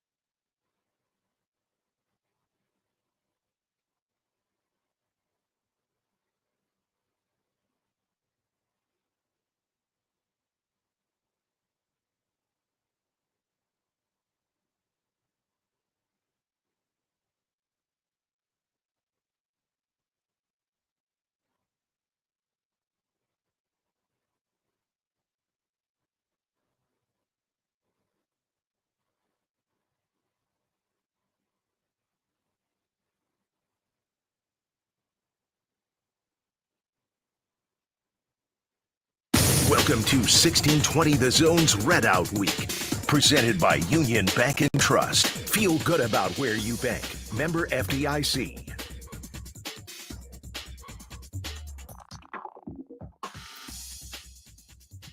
Oh, that's right. Nick made these weird things and just drag on forever. I did not make these. I was expecting. I just want to put that out there. Expecting normal. I love how bumps. you roast him. I did not make them. Well, somebody made them, and instead of like having our regular bumps, it's just like. I see the vision. I see the vision, and I appreciate Now, the vision. Nick, I know that you hate it, and I was John thrown hates off. it I was thrown off. when there's any sort of backseat producing. Mm-hmm. But one thing we could do is once the voice is done, you could just hit a bump and fade it down. I could. That's just an idea for future reference. And this is why Josh is a good backseat producer. You ripped him first.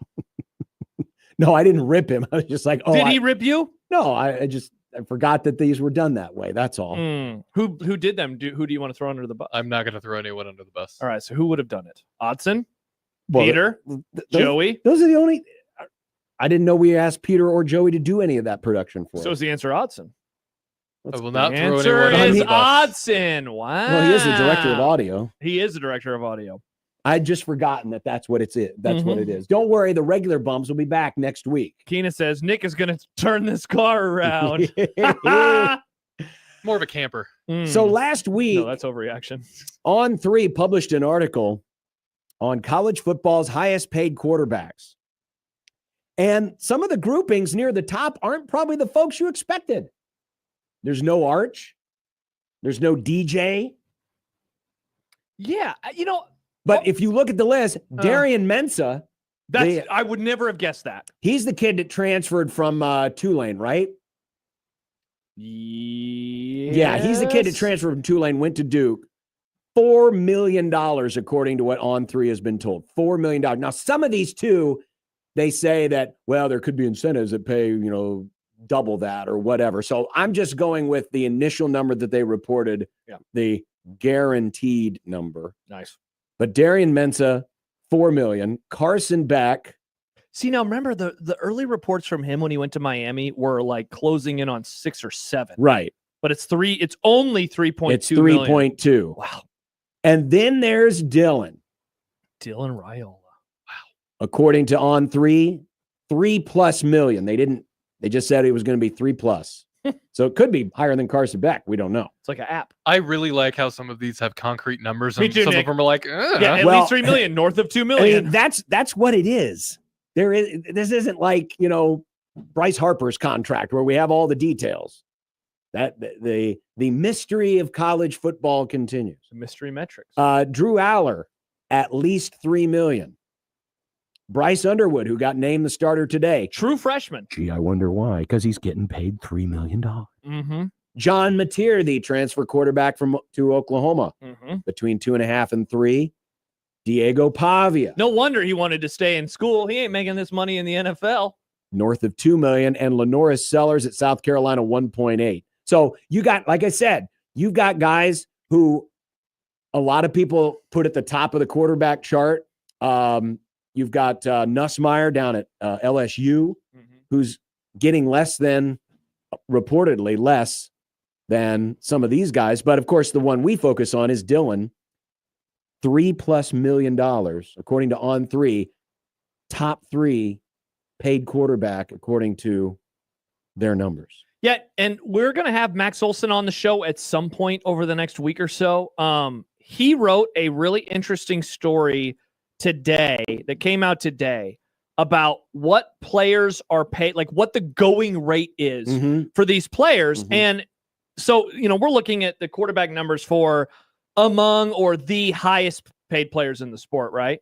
And so there's a lot of big ones thrown around there. But you look at what the quarterbacks were listed at in Max's story, and I'll just read what he wrote. The going rate for a good quarterback play quickly surpassed $1 million by the end of November.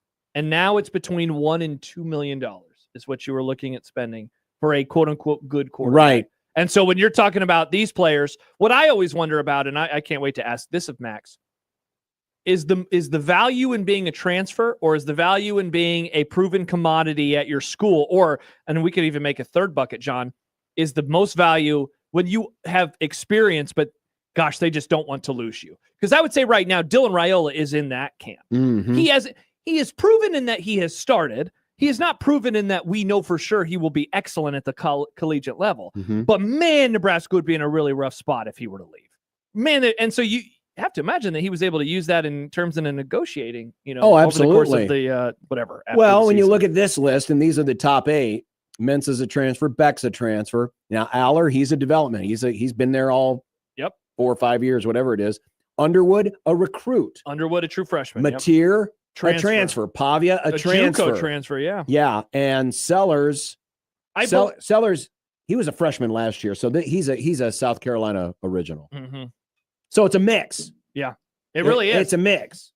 And then you mentioned a couple other players. So one was obviously Arch, and Max mentioned him. Or no, was he in the On3 story that they said, look, a lot of his money is away from whatever this is? Because do we know, is this a smorgasbord of collective and rev share? Like, it didn't technically say. Manning's name doesn't come up in this story. No, it doesn't. Because how I am understanding that is that he's getting it elsewhere. It's like, but Dylan Raiola is getting Adidas money, and that counts. There. Because I was mixing it up with what Max wrote. Keep in mind, though, that elite young quarterbacks such as Texas's Arch Manning and Florida's DJ Lagway are still earning millions from major brand deals and don't have to dip into their school's revenue share or collective funds as much. Mm-hmm. So I guess maybe that means that this money, that what we're looking at right now, is only collective and rev share combined. Mm-hmm. I guess is kind of how I'm figuring out. That's what I would assume. Mm-hmm. Couple of the other interesting notes in this story is that the 2 quarterbacks that essentially replaced each other at their respective schools are getting the same money. According to the On3 story, Joey Aguiar, who used to be at UCLA and is now at Tennessee, and Nico Iamaleava, who used to be at Tennessee and now at UCLA, are both in the $1.2 million range. Interesting. So, and he wanted a raise. He wanted a raise. Iamaleava did. He wanted a raise. But yeah, and there's a lot of guys in here, that are making very good money, but it kind of jibes with what Max was reporting. If you want to buy a quarterback, right now the going rate is between 1 and 2 million.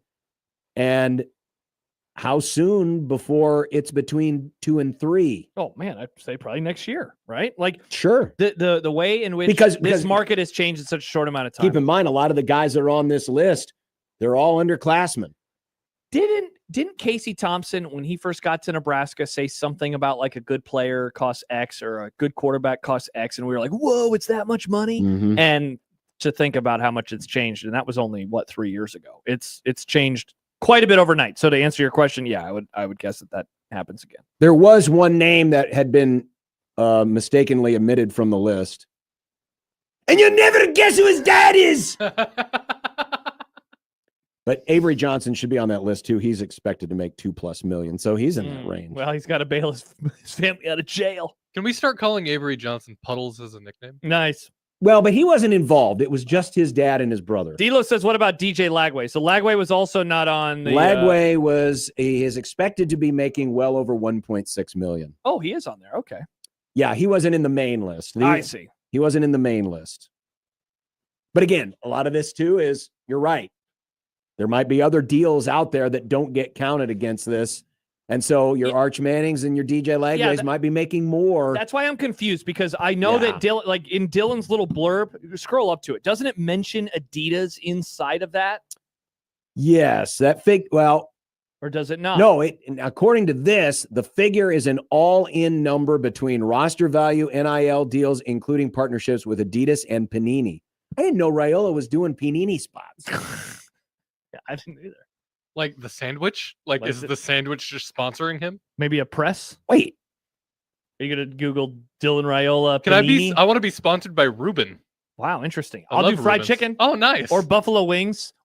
Buffalo sauce. Now I'm completely confused. I mean, the On3 story says, including partnerships with Adidas and Panini. The sandwich? Well, The okay. sandwich? The actor? Apparently, there's an Italian company called Panini Group, which is a publisher and producer of trading cards and collectibles. That makes way more sense. That Panini. Yeah, Hard I Rock forgot says about it's them. sports cards. That makes way more sense. Panini trading cards. That's There like- you go. I'm still in on buffalo sauce. That's like what you get when you tell your parents, My I kid's want not getting paid by a sandwich. He's getting paid by the puddle. That's like when you tell your grandparents you want a box of Tops for Christmas, and then they're like, here's your baseball cards, and it's Panini. Interesting. Well, now we know the rest of the story. Yep. This is amazing, Daniel. Bo Panini.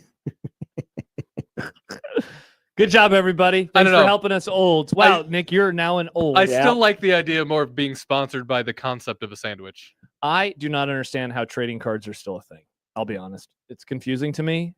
I don't get it. They exploded during COVID, and now I don't know. I don't. You should see how much people are forking out for Pokemon cards from the 90s. Yeah, I had some of those. I feel like an idiot for getting rid of all of that. Unreal. Yep, indeed. I could be rolling in it now.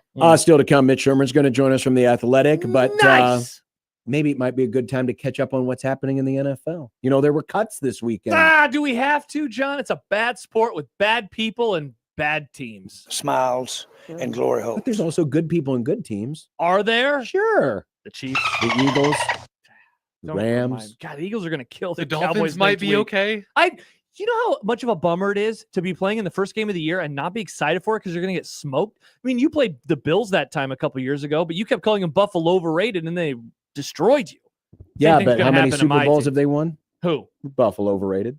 0. Now, how many have they been to? 4. Recently? Oh, 0. Also 0. Overrated. Yeah. Buffalo overrated. Interesting, but not in week 1 that year. They killed you. Yeah, but we got them back last year. You did? Oh, that's right. I remember that game. You guys scored a lot of points. We scored a ton of points. There was no defense in that game. There was no It was like a defense in basketball that game on grass. It was, well, it was on turf. On turf. 16-20 the zone.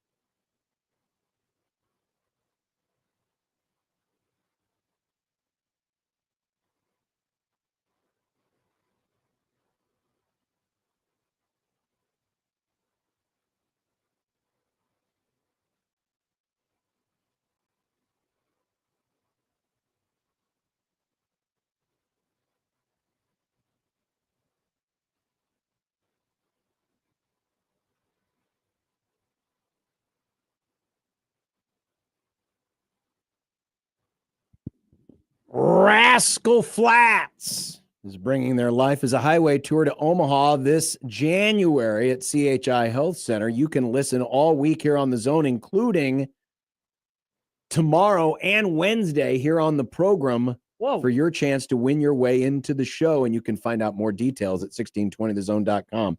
How did they get their name, Rascal Flats? For the longest time, I thought that was the name of the dude. I thought his name was Rascal, last name Flats. Okay. Like a stage name situation, right? But then as I got older, I'm like, that's a whole ass band. Yeah. Is it? I'm curious where they got it from. That's all. Well, I got nothing. I'm sure the fans but I'm sure know. the concert will be great. The fans know, and the fans need to be listening tomorrow here on the Grum because we're giving away tickets. Awesome. I can't wait. A game? I have no idea. Okay. I'm sure Nick has a great idea. Nick, awesome, man. Can't wait to see what you cook up for tomorrow. Sorry, I'm trying to figure out why they're called Rascal Flats. Interesting. NFL stuff over the weekend. Sadly, friend of the program, Adrian Martinez, let go by the Jets. Unreal. Didn't make Sad. it. It really is sad. It is. I like Adrian. Yeah, me too. He's a good guy. Well, maybe he'll hook up somewhere else. Maybe he'll catch on and play again in the Rocks League and get some more experience. Yeah, isn't that the XFL? Or is it now the XFL? I forget. I thought he played in the USFL. Or UFL. Anyway, it's the one that the Rock owns. Oh, the Rocks. I was thinking Rocks of League. ROX. Oh, no, the Rocks. Like John's like Dwayne the Rock Johnson. You want him to go to the Rockies? Nobody, the UFL. Nobody. Remember, he was wants the MVP. That. Nobody wants that. I do remember that. Good for him. Yeah. So I still think there's hope. Mm-hmm. I still think there's hope out there. We're still waiting for the first Nebraska quarterback to attempt to pass in the NFL in nearly 40 years. That is crazy, man. Absolutely 40 crazy. years. The Jets must really trying to tank though, because to cut him, like Adrian, he's not bad. He's better than what they have. They have. He has to be better than what the Jets have. They have Justin Fields and I forgot they had Justin Fields. Yeah. My bad. Who is their backup quarterback? I try to remember now. I looked at it earlier today. Tyrod Taylor and Brady Cook. Okay, maybe Nick's onto something here. Yeah, There's no way Adrian is worse than them. Interesting. I was reading something today on SI.com. Yeah. Talking about the Frisco Niners. And, the Niners have been going through the same aches and pains that the literal aches and pains. Well, but the financial aches and pains of, the salary cap and all those other things. The Rams went through it a couple years ago. The Bills went through it. And Cowboys will never go through it because they don't pay. The 49ers are going through it now. And John Lynch said something to the effect of, going back to what the Rams did. They've done a nice job of never missing a beat. Buffalo, obviously, it helps when you have Josh Allen. This is my favorite quote, though. Oh, so we're about to make fun of Brock Purdy, I bet. But hey, we've got Brock. Hey, Brock was good last year. At some point, you have to pay the piper, and this was a year we needed to cleanse it a little, and I think it will give us some flexibility moving forward. But seriously, we're going to compare Brock to Josh Allen? Well, I wouldn't compare him to Josh Allen, but I thought he was, given all the limitations of the offense with the injuries, I thought Brock Purdy played pretty well last year. But it was his weakest season. Well, yeah, because all of his really good players were injured around him. I think they're going to have a bounce back year, but that's just me. Well, they seem confident of it. Mm-hmm. They seem very confident. Yeah. Did you see what America's favorite former Colorado quarterback did this weekend? No, you're talking about the defense. You're talking about Shiloh, right? No, quarterback. Oh, what did Shadur do? Well, he didn't have a particularly good preseason game against the Rams. He'd had another. Shadur is famous for bailing out and retreating 20 yards. Yes, and then he gets sacked. It's not a good well in college. You can get away with doing that. Can't do it in the pros. But even against second team guys, he ended up taking a 20-yard sack the other day. But he did not get cut. Yeah, of course not. But Adrian got cut. Did you see some of the conversation around? No, John, Shadur? You know what? I stay away from all of that. That's probably a good idea. It is all rage bait. Josh, the discourse. Shador exists as rage bait. Yes. And so I stay away because I don't feel like having any conversations. Now I will have one with you right now, but and it's not even worth what the rage bait is about, but it reinforces the idea of why he fell that far. I will say this because there were headaches. There were if Shadur Sanders had been Shadur Smith, Nice. and didn't have the baggage, he probably would have been drafted higher than 5th. I got Fifth fifth round. round. I got a take. I think he is this era's Tim Tebow. Oh, Where Ooh, that's now a for good one. Different Yeah. reasons, right? Different Like reasons. Tebow was a distraction for Yeah. one reason, or reasons. Shadur is a distraction for other Mm-hmm. reasons. But man, it is a circus with those guys. Yes, it is. was a circus with Tim Tebow, and it is a circus Yeah. with Shadur Sanders. And the issue is it's a circus for a backup. It's A one backup. thing. I'm watching the Cowboys doc, right? They were a circus, but the circus was the good players. It's one thing if you're good. It's like okay, well, I guess we got to deal with it because you're a good player. Mm-hmm. When it's a second or a third string quarterback, it is not worth it. It is absolutely not No. worth it. That said, I think he should be on the roster, but that's because their quarterback room is so bad. I still think he's going to start for them at some point in time this year. He definitely has issues though that show why he fell to the 5th round, as you just Yeah. pointed out. Like he is certainly not a perfect quarterback. There's no debating that. And it's been a while since we've had anything to talk about with Bill Belichick. But did you hear what Bill Belichick said over the weekend? No. Is he going to marry that one lady? I have no idea, but you see what he said? I'm in love. he told the Boston Globe about the benefits of being at college. Yeah, what was his reasoning? Quote, there's no owner. There's no owner's son. Whoa, awesome. Going after not just old Bob, but John Kraft. Jonathan Kraft. Wow. You went after them both. You don't have to deal with the owner or the owner's son. That's some good stuff right You there. could also say that about the Cowboys. Hey, Nick, let's not bring them into this. We don't have to discuss the worst team in the NFL this year. By the way, what is your ex-coach doing now? Which ex-coach? McCarthy? Yeah. Nothing. He's just chilling. Is he I don't just think chilling? he got a job. What if Belichick gets him? Okay, good luck. I don't care. His playbook's probably way too complicated for a college kid. Yeah, he's not doing anything. He wanted the Bears job, but he didn't get the Bears job. That's right. He's going to focus on the next hiring cycle, so he's just going to chill. You don't think Belichick's playbook, whatever he comes up with, would be complicated? No, it Because will he be. loves to do goofy stuff. No, it will be. His playbook will definitely be complicated, but McCarthy's would be very complicated too. That John, what was- did you always call it? The menu? What do you call his play sheet? Whose play sheet? Oh, Mike McCarthy? McCarthy. Oh, yeah, it was a Waffle House menu. Yes, exactly. That was one of Well, the... because it was a giant laminated thing. It looked like a Waffle House menu. All right, real quick before we talk to Mitch, potential job openings for next year. Here we for go. McCarthy. I'm just going to go in the order of the divisions on ESPN.com. The Miami Dolphins. Ooh, they'd go from Uber nerd to a Waffle House menu. I think we could say the Cincinnati Bengals. I don't think he'll get hired or fired, Yeah. but he could. Browns, perhaps. Not Texans. Don't think Colts. Not Jags. Not Titans. Nobody in the AFC West. How much would I hate Unless him Andy on the Reid Dolphins? retired. What's up? How much would I hate this guy on the Dolphins? He is a floor raiser. He is a floor raiser. Yeah. And Nick, take this please in a nice way. Like, given that you don't know as much about football, like I think you'd be okay with him. Okay. Yeah. He's not fun though. He's not like a fun weirdo. Like you love fun I weirdo. love my fun weirdo he coach. loves your head coach. Yeah, but he's got an easily one of the most punchable faces in the world. John, the Giants job could open. Oh, would you like that? Sure. Why now they'd be a pain in the ass because again, floor raiser. Yeah. He's a floor raiser. Yeah. Not the Bears, not the Lions, not the Packers, not the Vikings. Falcons, no. Panthers, no. Saints, no. Bucks, no.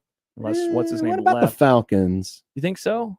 Aren't they in year 2? If they finish last like they're supposed to, so they can give us a high draft pick. Interesting. And then nobody in the AFC or in the NFC West. I guess unless the 49ers really did decide to unplug on the Shanahan era, which would just be I don't think they stupid. will. So yeah, I don't know. What do we name? Like 4 jobs?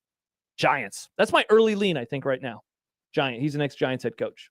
Because he's also he's from Pennsylvania. He's kind of from that part of the country. I think my early lead's going to be Miami. And you genuinely don't think that he could end up at a college program? McCarthy? No. Yeah. Definitely not. He ain't a college coach. No. Maybe Miami. People said the same about Belichick. Floor raiser. If that happens, and if you're firing McDaniel, you guys are having a bad year. I miss McDaniel. Are you? Yeah, I like him. I'm cautiously subscribing to the Dolphins being a playoff contender this year.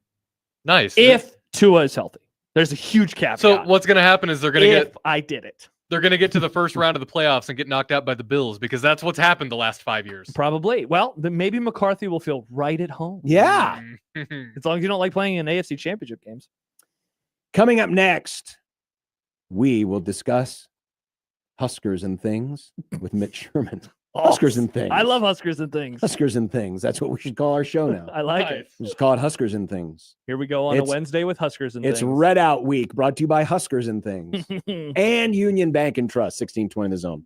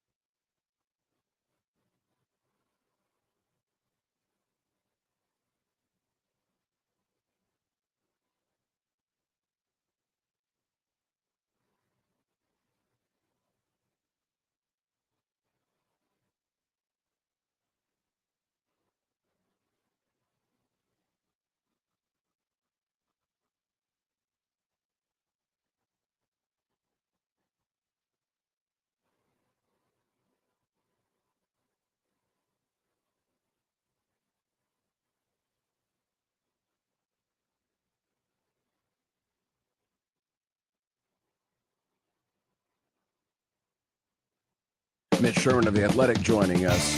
Hello, guys. The intent that he had in putting this staff together will overrule all of that, no pun intended. Yeah, you've got to get bigger and bolder every time, right? Call Mitch. Call Mitch. Call Mitch. Call Mitch. It's game week, Mitch Sherman. You can't see him right now because he's on the Prairie Flower Casino Zone telephone hotline, but the eye black has been applied underneath the eyes. Mitch, I'm sure it looks great. I put the pads on tomorrow. Oh, man. How cool would it be Wow, if this somebody... late and you're finally going into pads? This is not good. Not ready for the hitting No, yet. I mean like a game-ready pad. He's been practicing. Come on, Joe. For a month, man. Can you imagine, Mitch, what it would be like if you got to the press box on Thursday and somebody, I don't know, my partner John Bishop was wearing football pads in the press box? How would you react? I would enjoy that. I would take a long look and maybe take a photo, and it would as long as it's not me, then everything would be good. Excellent. I am not wearing pads. It could be the new look for, the pressmen. You know how they used to have the thing in their hats that said press? Yeah. These could be the pads that say press in there. Sure, I guess. John, do you know that we're going to be sitting in the visitor section of the press box on there? I didn't know that. I guess I didn't recall. I've been in the Arrowhead press box. It's been a while, but I didn't recall that it was like old school Big Ten where there's visitor media and home media. I didn't know that either. So they're not going to let us commingle with the Cincinnati people? I don't think so. I mean, oh man, I was hoping buffer Venus zone where you Flytrap can would get be there. together. Yeah, I mean, you might be able to go over and go into their space, but as far as if you cover Nebraska, then you're going to be sitting in the visitor section, and it's also a very limited.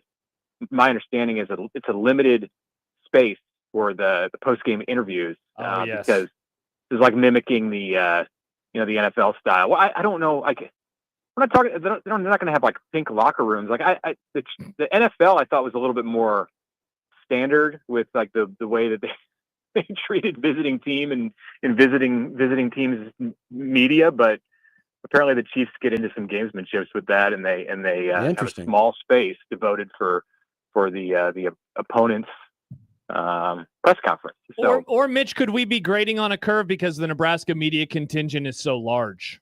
I don't know. I just heard the warning from Nebraska that there's not going to be room for everybody in the press conference. I mean, we've been around the Big 12 and the Big 10 for long enough to be completely that's totally normal. Like I've stood out in the rain outside of a locker room and at multiple venues in both of those conferences. So I can't imagine that this is going to be.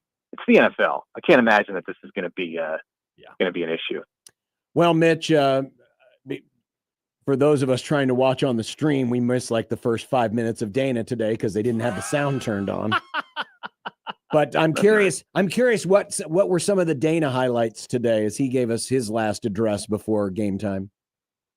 Oh, he's got a lot of confidence in the offensive tackles. I think that was probably the number one thing that I took away from Dana Holgorsen today. I also had some flowery words to say about the way that Matt Rule ran Nebraska's month of August, the preseason camp, with the structure and the organization and just the infrastructure around the program that allows Nebraska's players to always have the best chance to stay on the practice field and rest and recover. We've heard all of this. I thought today's media availability, for the most part, with Holgorsen and Butler, and then you had several of the captains.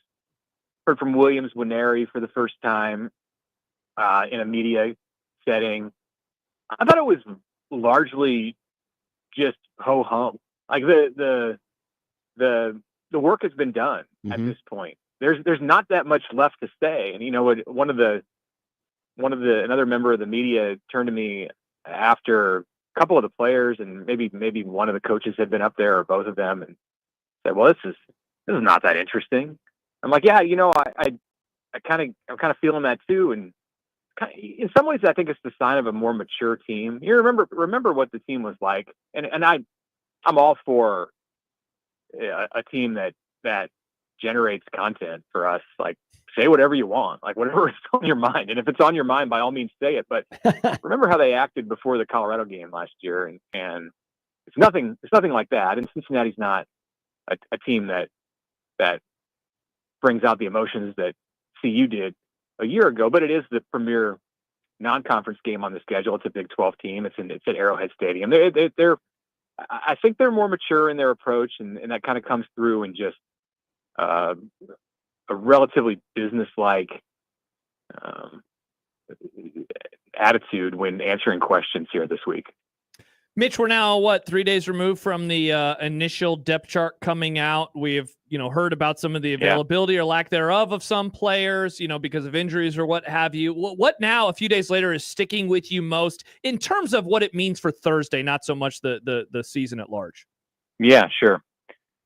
Well, curious to hear from Matt Rule tomorrow, and he may not shed any light on it. He probably won't, on what Vincent Shaver's status is going to be for this game. That was the one name that we hadn't. It was new to us as far as players who were injured. Gibson Pyle is a backup interior offensive lineman, and not to overlook him, he's out for the season, but likely wasn't going to be a big factor in the opener with his playing time. So best wishes to him in his recovery. But yeah, Vincent Shavers is a co-starter with Marquess Watson Trent at that inside linebacker spot. So that's important. Like Nebraska could certainly use him. They're somewhat deep there with Javen Wright and then Jacob Bauer also is haven't heard as much about him in the fall as we did in the spring, but he's continued to be a good player. So it's a spot to watch, and maybe we'll find out tomorrow from Matt Rule in the last press availability of the week if there's an update to give on Shavers through this week. I was most my attention mostly went at the line of scrimmage where Williams Winery, I did not expect him to be at the top of the depth chart week one, listed as a co-starter or an or, but on the top line at defensive end. And honestly, I'm surprised that Riley Van Poppel is not listed as the starter at nose guard. Yeah. I thought maybe the starting front would be Van Poppel, Elijah Judy, who's listed ahead of Van Poppel, and then Keona Davis. And they're going, at least if you go by the depth chart, they're going with Davis, Winery, and Judy. Van Poppel's still going to play, and he may play just as much or more as Judy. I think it's going to be dictated situationally, and there'll be schemes. There'll be packages where they're both in the game in run defense. Third and short, they're both going to be in the game, I would think. So. But those things surprised me, and then like Dana mentioned, the offensive tackle, just like the seemingly 5 players being very close to even for 2 spots. That one caught my attention. The way that Pritchett is being discussed, whether it was Dana today or last week when Matt Rule addressed the media, does that give you any confidence that you're convinced of his status either way for Thursday night? I think his status is that he's available. I expect he wouldn't have been on the depth chart. I don't think we would have heard if he was for some reason unavailable. I think that would have probably been conveyed. Rules usually transparent about that kind of stuff, or more so than most coaches. Yeah, I mean, it tells me a little bit about how his camp has been. It's been rocky. So technically, like, he's number 1, but he's listed behind Gunnar Gatula, and some of this I think is about Gunnar Gatula having an outstanding offseason. Like we should not shortchange him, and I think there's a tendency to do that. And maybe I've mentioned this before here, but it's like, okay, so he's a guy from Lincoln Southeast, and you take him for granted a little bit. We shouldn't. Like, he's a good player in his 3rd year in the program. He stepped in and started for much of last season. Most people, myself included, did not expect him to beat out Elijah Pritchett, the Alabama transfer. And we'll see how the season plays out. But if you're just talking about this week, yeah, I mean, Gunnar won the job. It appears, and I think a lot of that is his doing, and some of that is probably that they want more. They want more than what Elijah Pritchett has given them in probably multiple areas. I think is accurate to say. Mitch, as you started looking into Cincinnati, what that they have most should concern Nebraska fans about this matchup, do you think? Brendan Storesby, the dual threat quarterback. I mean, any quarterback who can drop back and throw, but then also has the ability to break you down with his legs is a danger. Like you can play perfectly sound defense and still get beat by a guy like that. I mean, beat on a play or a series of plays, or you can all of a sudden run into a streak where he's converting third down after third down because his receivers are covered and he's able to squeak out. So that's an area of concern, I think, and it will be for every Cincinnati opponent. He's a talented player. I mean, more highly regarded by a lot of people nationally than Dylan Raiola. I don't know that the season's going to play out that way, but we'll see. Definitely a good player. And, the defensive line, Cincinnati, I think, despite the offensive line being a strength for Nebraska, the strength of Nebraska's offense, Corleone in the middle, like he's a dude, and somebody who needs to be accounted for. Absolutely. How confident are you that we will not be talking after a game this season about a Matt Rule game management issue? Well, there's 12 games or 13 or more. I mean, that stuff's going to come up. At some point, there's going to be an issue.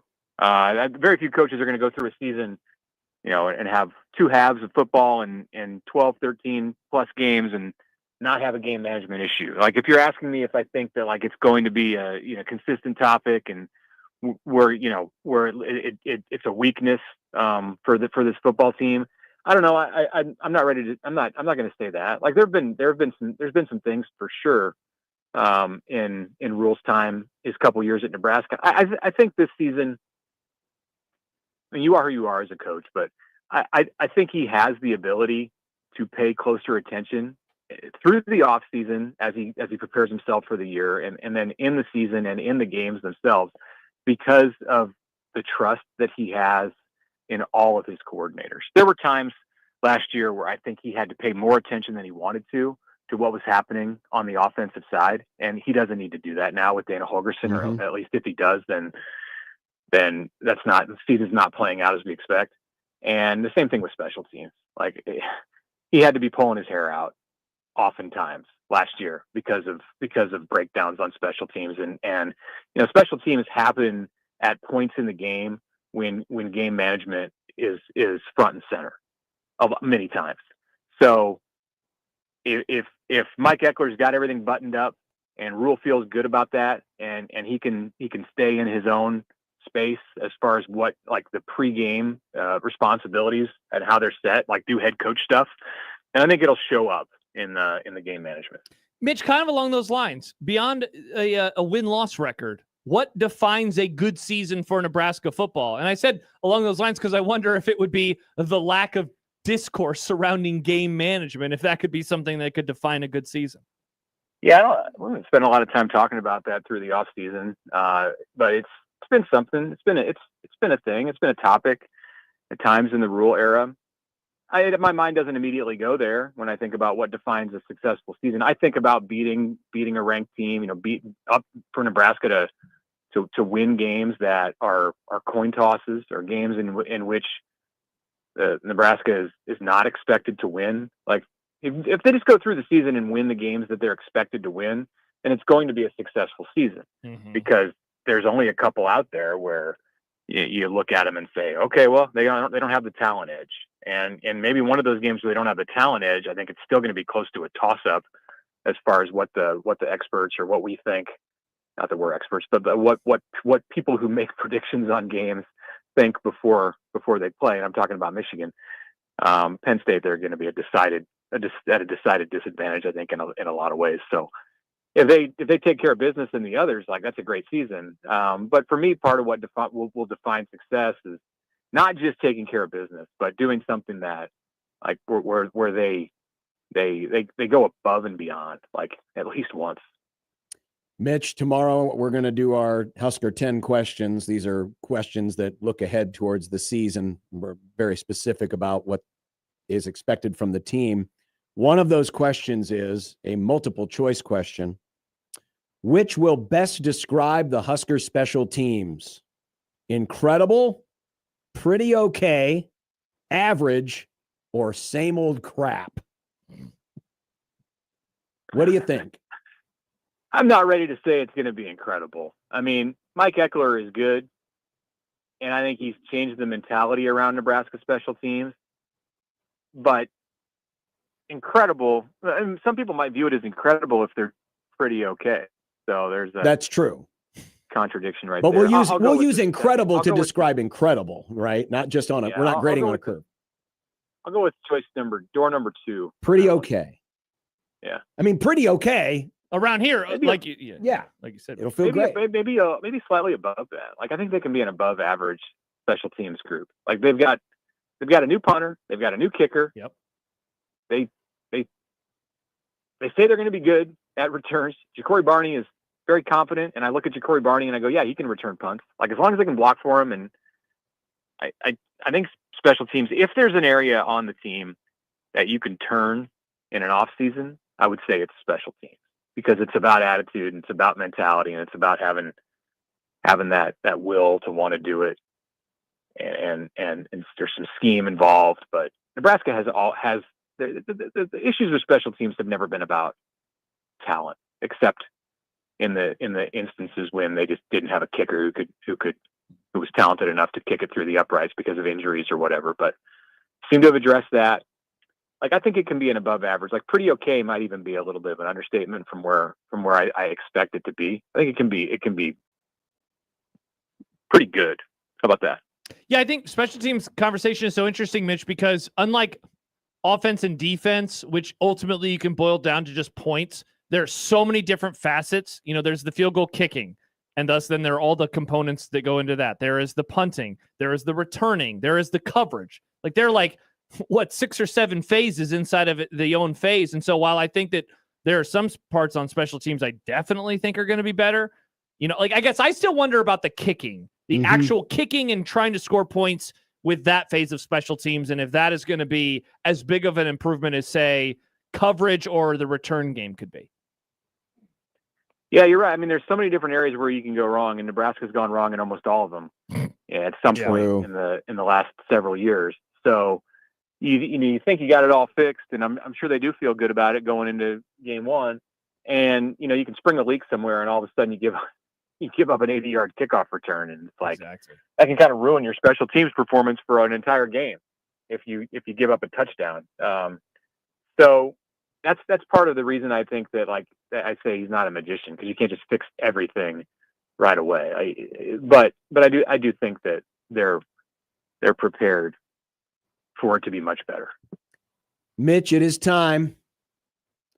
The season prediction that you have balked on the last couple of years, but you promised us last week you would have an answer for us. And so what is your regular season record prediction? And if you want to add what will happen in the postseason, you're welcome to do that, but we're only asking for the regular season for the record-keeping purposes. Sure, I'll just do what you want. I'll just give you the regular season. Lovely. And we'll, you don't know the matchup in the bowl game, so it's difficult to predict. Like I think you're just kind of like brown nosing if you're predicting the result of a bowl game that you can't see. You have no idea who the Very good opponent is. point. Yeah, very fair. We don't know. 8-4.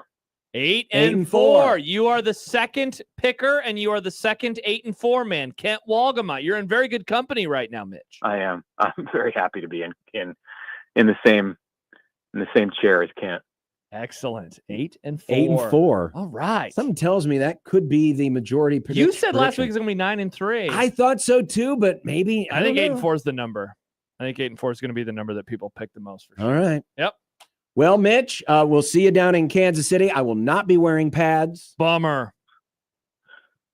Okay, I'll see you, and neither will I, but I'm glad to hear that you're going to be dressed appropriately. All right. Well, there is a game right after Halloween, so maybe for the USC game, you guys can wear pads for that game. Why would I want to wear pads for that? Because for a bit, I don't know. Think about it. Sure. Thank you, Mitch. Blackout.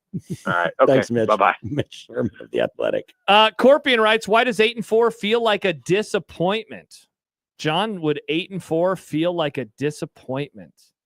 It only feels like a disappointment if you're starting to get fully husked here over the last couple of weeks, which always happens. Hello. It always happens. If 2 months ago, 8-4 would have been, everyone would have been like, yeah. Now, to some people, it is a disappointment. This is typical for what happens for most teams and most fan bases as we get closer to a season. You all of a sudden start to see things that you didn't see before, and you tend to lean more into the positive. It's more fun. It's more you tend fun. to gloss over the flaws and the warts. Yeah, for sure. I liked his answer there about beating teams that they have not beaten or getting a ranked win. Like, so kind of along the lines of that comment, 2016, Nebraska goes 9-3, but it felt very hollow because they lost to the teams they were underdogs against, Wisconsin, Ohio State, and Iowa. They got boat raced in 2 of them, including a 62-3 loss. And in the wins, it was a lot of close, one score, ugly wins against teams that like were fine to below average. And so it never really felt like that kind of cathartic. You didn't beat Wisconsin, you didn't beat Iowa, and you got killed by Ohio State. And so like in the end, it just was like, congrats on getting back to 9 wins, but it empty calories, kind of like eating celery, right? This year, 8-4, like it's hard to imagine it happening without a win over a team that has owned you or a name. Because like name-wise, you can come up with 3, right? There's Michigan, there's USC, and Penn State in that order. Teams that have owned you, you have Minnesota and you have Iowa. So that's 5, right? And so to go 8-4, you have to pick up a win against one of them. Yep. And so I would say 8-4, you should be feeling thumbs up about, because it would mean something that you haven't done before. Also, you get to 8 wins for the first time in like a decade, you know? Now, I could look at that and say, wow, you're telling me you got these 5 teams and we're only winning 1 out of those 5? And it would require you to go 7-0 against the other ones, which they haven't done that either, you know? Yeah. But that'd be progress. It'd be big time progress. 8-4 is progress. If you want to get greedy, 9-3. Yeah. 8-4 is progress, but it is not a Matt Rule bounce. Matt Rule year 3 bounce. Kyle says, I agree. Back in town ahead of the trip to KC, so wanted to chime in. 8-4 is only a disappointment if one of those 4 is to Iowa. Just saying. Settle down over there, Nick. I didn't say anything. 8-4. So that'd mean 8-3 going into the Iowa game, and you lose to them again. That would be a tough hang. What if I was 11-1? It'd still be a tough or hang. 10-1 going Dallas into lost the Eagles last year. They won the Super Bowl. It still was a tough hang. I had a bad time. Right, but that'd be a bummer. But it would definitely mean 2 wins against those teams that we just mentioned, right? What if Nebraska was down to just Graham static? Yeah, but as we found out a couple years, ultimate pain. As we found out a couple weeks ago, people would rather lose. You're talking about the poll question we did? I'm talking about 11-0, the door lost question. Iowa, lost to Texas. People hate losing to Iowa here. They do hate losing to Iowa. It's I don't know why. almost like it's a rivalry. Almost like it's a rivalry. It is a rivalry. Lane says, Josh, what if it's 8-4, but we start 7-1 and go 1-3 in November? That'd be a bummer. I've said it many times. Not all blank seasons are made equal. They aren't, but man, if you can't find solace in 8-4 after the wilderness you've been in, it's like kind of hard to. What meet if it's halfway. an 8-4 that feels like the 9-3 of 2016, where the 4 losses are pretty bad? Well, I mean, it's just they haven't done 8 though lately, right? Like you could still find solace in that. I don't know why you wouldn't.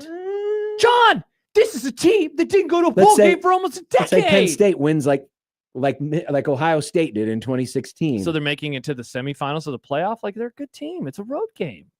Man, am I the only smart person here? 63-3? 62-3. 62-3? That'd be bad. That'd be pretty bad. I would say sign me up for it if they go 8-4. What happens to Matt Rule if they haven't lost that bad? I mean, if they go 8-4? Well, they had a loss that bad to Indiana last year. To Indiana. That's famously. No one would have ever had thunk it. Famously, that is the worst loss he's had so far at Nebraska. It's true. But Indiana was also weirdly good. They were in the playoff. Penn State will be in the playoff. Look, I'm not saying you should be happy to lose by 59 again. I'm just saying it's all about perspective. Don't look a gift horse in a mouth. And this program they haven't even had gift horses. Yeah, just take the horse, let it into your walls. They've had no horses. What's the worst that let can happen? It into your walls. Are you it's torturing a the horse. horse? You're putting it in a wall? No, that's the story. Like Sicario. Don't you know about Troy? No, Well- you're talking about when they The Trojan horse. Yeah. While they you didn't put it nerds, in the wall. while you nerds No, are arguing over in the walls horses and of their houses, cities. I will remind you that nerd turds are coming up. Yes, they are. Is that next? That'll be next. Oh, the Perfect. Turd Boys. We'll take a look at the analytics behind this matchup. And yes, I know there hasn't been any games played this year, so how can there be analytics? That's why they're called nerd turds. Indeed. 1620 the zone.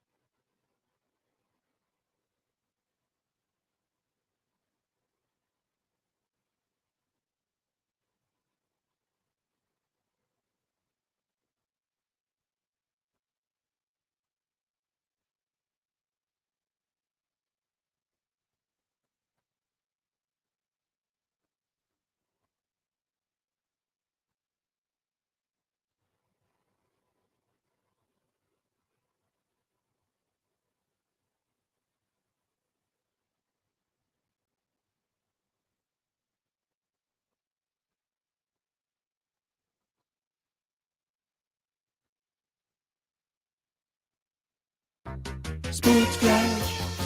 What? Time for an unsportsmanlike conduct sports flash update. Sports Flash. We don't have a lot of From the these sports flash anymore. Sports desk. I just did that so we'd have to fade down the little weird bed.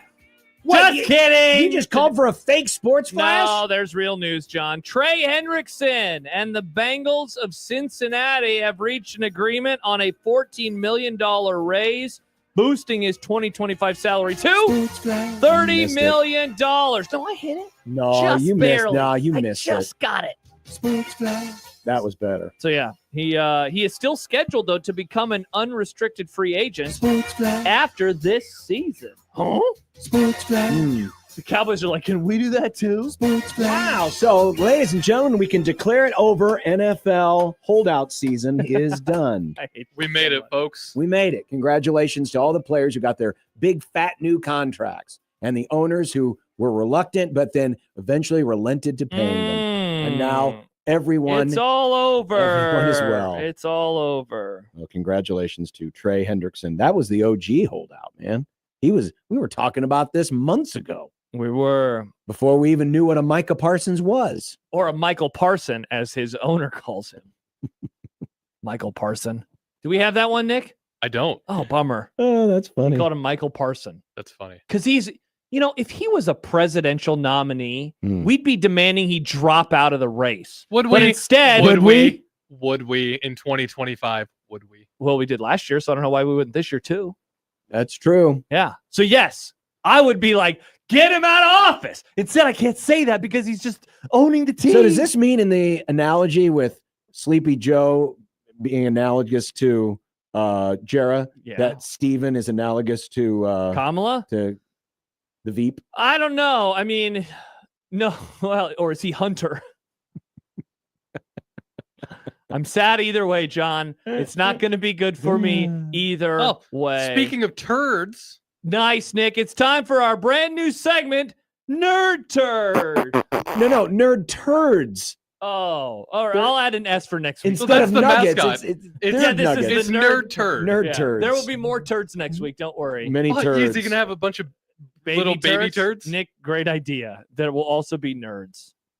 All right. So would you like to start? Sure. I go go first. All right. So we stumbled upon this last year on Radar Love. On a great website, gameonpaper.com. And so it has also, and I will blow it up for everybody. It has all sorts of nerd stats like EPA per play, which is expected points added, early down success, late down success, average distance to go on third down, et cetera, et cetera. It has all sorts of stuff. And so what we try to do in this segment is take Nebraska, and that's the red, and then the opponent, that's blue, right? Is that blue? Or that is purple? blue. That's blue. And so I just make the opponent blue all the yeah. time because it pops on the graphic. So don't be like, Cincinnati doesn't wear blue, Josh. Well, no, I'm not on camera right now, but I know.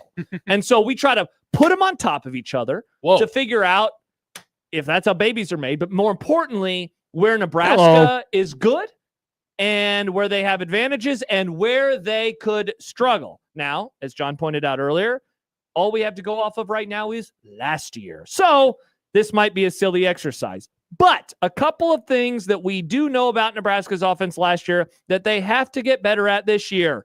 Explosive percentage. The plays in which Nebraska was explosive was among the worst in the entire country. Yeah, it was pretty low. Meanwhile, Cincinnati was in the, probably 60-ish, 67th percentile, somewhere in there in terms of defending them. So that could not be great, but much better than Nebraska was in making them. Not great, better. Not terrible. Yeah. Pass success rate, Nebraska was worse than the defense that they will be going against.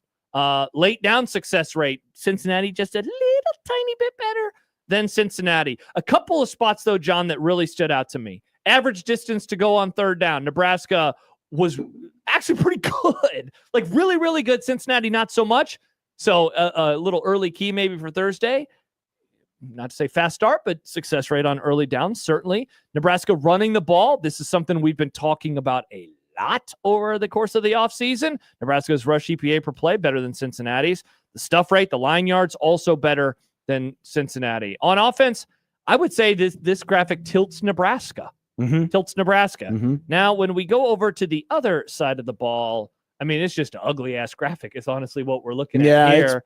It's a mess. It looks like a couple of really weird-looking asteroids from that old Atari video game. Yeah. Asteroids? Asteroids. Cincinnati's offense, and of course, like tons of new players for Nebraska, a new coordinator. It also might look like an Illinois congressional district. Nice. Wow. Or Texas, John. It is like all over. Honestly, there are some spots where Cincinnati is better. There are some spots where Nebraska is better. I guess the ones that jumped out to me the most, rushing explosiveness for Cincinnati, really, really good last year. And hey, this is a big question with Nebraska right now, given all the new players on the front four, passing EPA per play. See, and like So look at some of the passing stats, John. Passing success rate. Nebraska below 50% in the country. Meanwhile, Sorsby was above 75%. That's the position group that people are super, super confident in. It's really interesting that it is. The passing statistics don't really match the vibes of the Nebraska defensive backs, at least in my opinion, coming into this year. So there's some radars. Here's some other notes. Okay. And some of this is kind of the same numbers that you mentioned, but when I look at this game, when you look at Nebraska's defense versus Cincinnati's offense, I think for Nebraska defensively, I think third downs could really determine this game. And you mentioned it earlier with the success rate on third downs. Yeah. Is the third and short defense ready? Last year, Nebraska's, if you look at the average third down distance, Nebraska's defense, pretty low in the country. So is that third and short defense ready? And where will the negative plays be found? Oh, God. Something we've been wondering about a lot. Cincinnati offensively did not have a lot of explosives in the passing game. No, this is Cincinnati offensive. Cincinnati offensive. That's what I said. Cincinnati offense. Few explosives in the passing game. So will those new wide receivers make a difference? You have, for Cincinnati, Jeff Caldwell comes out of Lindenwood. He, just like Iowa's new quarterback, he was a finalist for the Walter Payton Award. Gronowski. Caught 53 passes for over 1,000 yards and 11 touchdowns. He also, his broad jump was nearly 12 feet, 11 feet, 9 inches in the broad jump, which matches the longest jump for a receiver ever recorded at the NFL Combine. Just to put it into perspective. Yeah. So he's got some really good athleticism. So can those new receivers make a difference? And can they make hay in the run game? Of course, their top running back from last year is gone, but they got the transfer from Wisconsin, and Sorsby will be running the ball as well. Yeah, you mentioned, man, that explosive stat's pretty wild. That they were 125th in the country on plays of 20 yards or more. Nebraska offensively, will the passing game be a surprise? Last year in EPA passing, 96 in the country. Bad. Both the pass offense for Nebraska, the pass defense for Cincinnati, porous. Right. Terrible. But will they bring a surprise with a couple of new receivers, and a better offensive lineman, and a quarterback with a year of experience? And don't forget that they don't have Marcus Satterfield calling their plays anymore either. Yeah. Which is very good. In the run game, offensively, it's strength versus strength. I mean, Nebraska last year, EPA rushing the ball was top 30 in the country. Well, Cincinnati's defense against the rush, EPA per play. Top 40. Top 40 in the country. So it could be strength on strength. And then third and short. Again, Nebraska offensively, can they take advantage of some of those early down successes? And if you look at the average third down distance, Nebraska was seventh. So they were facing a lot of third and shorts last year. Meanwhile, Cincinnati wasn't great. Average third down distance.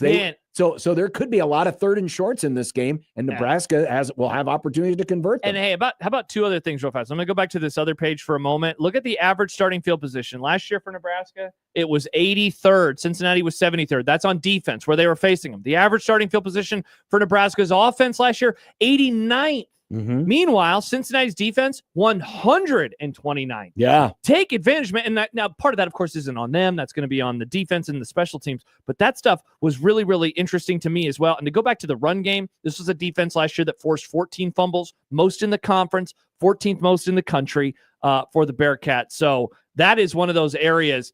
I've been excited for Emmett Johnson for months. And I like that he's going against a defense now. Again, they're going to be replacing some new pieces outside of the Godfather, of course, to see how he does against this line. One key note for Cincinnati's defense, they forced the 14th most fumbles in the country last year. So this was a team that was good at raking the ball. So Nebraska's got to be careful. Yeah. So there's some nerd turds. Excellent work by all parties involved. I love charts. I love data. Interesting. I do. Working on some That's Formula interesting because you right hate now. math. I know, but I like visualizing math. You really hate math. If a program does the math for me, I like to see the visualization of it. Well, that's good. Coming up next, does Nebraska need to reconsider their non-conference now that the SEC is moving to 9? And we've got some numbers from our buddy K Ford. More numbers? Yeah, more numbers. And Michael Severe, he's probably got every number known to man. Our first in-season Michael Severe Monday. Wow. Well, the season hasn't started yet. Isn't he the host of that new show that I keep hearing about that's coming to Saturday, like home games this fall? Could you tell me something about that, John? He is. What's it called? The lead host. Oh wow, his name's first on the marquee. That's awesome. Good for him. Who's the putz that he's working with? Oh, Nick Grimm. poor sad sack. Nick Grimm. Nice. Nope. 16:20 the pregame. Every Husker home game Saturday. Michael and I will be live at Memorial Stadium for a preview of that day's game, a look around college football, and the latest gambling numbers. So make us your new tradition on your ride in to Omaha. We'll be starting 2.5 hours before kickoff. Or if you're just hanging out at home, you could watch on zonetv.live. You can. Or listen on the app. Or listen on 1620 The Zone and 1019 The Keg.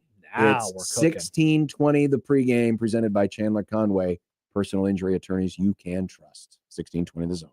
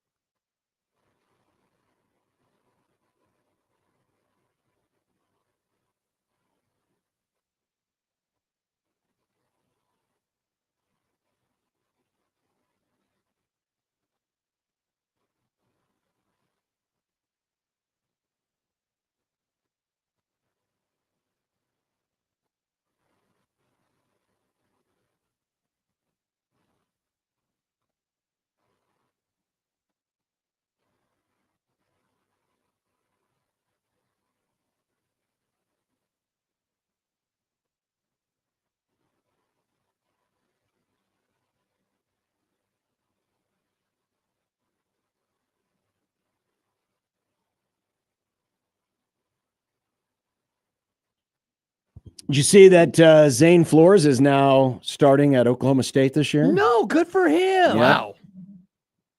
He got the gig.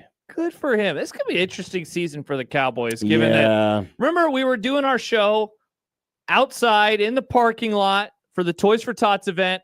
And I remember that week just thinking, is he going to have a job? I think it might have even been in predictions. And he's still there. He still has a job. We'll see what happens. Congrats on the job still. And congrats to Zane Flores. That's pretty cool. This week's zone deal are for early bird. Ooh. Yeah, whether you're an early bird or a night owl, their chef-forward indulgent dishes and brunch-centric cocktails will make you want you start your days or finish off your night. Experience the best brunch every day at Early Bird Brunch, not your everyday brunch, every day. 5 different locations in the metro. You can listen right here to the Grum. We've got $50 gift vouchers to give away, but we also have zone deals 2 for 1, so you can get 2 $25 vouchers for only $25 at 1620thezone.com. This could be the greatest week of everyone's lives. Why is that? Nebraska could win on Thursday, and then you get a great zone deal on Friday. Or you win on the show. Or you win. Wow. Nothing better than winning, and nothing better than football being back. So our buddy K Ford does this graphic. Regular season wins required to be in the at-large conversation. Of the college football playoff. Of the college football playoff. This year, 4 lucky teams. Well, lucky in the sense that they could win 8 regular season games and be in the conversation, but that's because their schedules are really, really, really tough. And that includes Arkansas, Florida, Mississippi State, and Vanderbilt. Wow. Yeah. Those Florida in has the a brutal schedule. Those in the 9-win club include Wisconsin, Hmm. Oklahoma, South Carolina, LSU, Georgia, Purdue, Texas, Alabama, Northwestern, Big Ten, UCLA. They're in LA now. I mean, if Northwestern wins 9 games in the next 3 years, they'd be feeling pretty lucky. How about Syracuse, an ACC school? Who do they play in the non-conference? Well, they're playing Tennessee on a Saturday. Play Tennessee, and then that must mean they play both Miami and Clemson this year on the football field. But in the 10-win category. Indeed they do. Oh, and they played Notre Dame. Damn, good for So in other words, Iowa. We're going to talk about Iowa. Well, Iowa's there. Ole Miss is there. USC is there. How about Ohio State being here? So that means Ohio State couldn't make the playoff at 9-3. You know, it's kind of like that's the fun part about this is, you know, people view it from the other lens of what do you mean an 8-4 team could be in the playoff? And as Kelly often points out, like, no, this is just to be in the mix. It's just to be in the conversation. Just in the discussion. But if he's right and Ohio State has to get to 10 wins, maybe what you said last week when we predicted the playoff lends a bit more credence to it. Well, another team in that 10-win conversation is Nebraska, which is not a surprise. No, their schedule on paper seems too easy. Yeah, it's not the most strenuous schedule. Right now you have Michigan and Penn State. Only ranked teams. And right? USC is just on the outskirts. Correct. But that's as of today. But we've had this conversation. USC's 30. And it's now going to spice up a little bit more as the SEC has moved to 9 conference games and has increased. Will move to 9. Will move and will it require all of its teams to play a Power 4 non-conference game. Mm-hmm. If you take a look at the next couple of years of non-conference schedules, Nebraska is going to be in that 10-win conversation to be in the conversation for the playoff for a while. Speaking of nerd turds. Because next year, Ohio, Bowling Green, and North Dakota. 2027, Northern Illinois, Miami of Ohio, and Northern Iowa. Go Panthers. 2028, no. UTEP, South Dakota State. We do get Arizona. Oh, there we go. But there is an FCS school every year. And they definitely like picking on the MAC. But it does raise the question. By the way, 2029 is when the Oklahoma series resumes. Yeah. Does Nebraska need to rethink its future non-conference schedules now that the SEC has raised the bar? Well, I mean, the answer, of course, is yes, obviously. The follow-up that I would have is it too late to rethink this? Because they just canceled the Tennessee series. Yes. They cannot get it back. You know? Right, which means you would have had them in 26 and in 27. And then you would have power schools. Like, that's the thing. Yeah. The next 2 years, the answer is probably yes, but I don't know if they can do that because we're so far late in the game now. You know, the one saving grace for Nebraska, and this kind of goes back to what you said a few moments ago about the SEC schools that could win 8 and be in the mix. Their schedule on paper, and look, this is, 13 months away, but next year features Ohio State. It features Oregon. It features Iowa. It features Indiana. It features Washington. So like, hey, at least there are some tough teams on the schedule. 2027, it basically flips. Oregon comes to town. You go to Ohio State. You go to Washington. You're playing Wisconsin. You're playing Iowa. So like, at least those 2 years, if Nebraska is to be what they hope to be, a playoff contender, like at least their schedule would be tough. But I mean, it is pretty wild that they decided to do this right before the scheduling or the committee says, hey, we want schedules to be tougher now. Yep. And then right before the SEC goes forward with their edict, and you and I talked about it last week, we think the Big Ten will follow suit at some point in time. I don't know when, but I bet by the end of the decade, the Big Ten will require something similar, or the committee will require something like that. I hope so, at least. Now, can you go back to that first slide, please? Mm-hmm.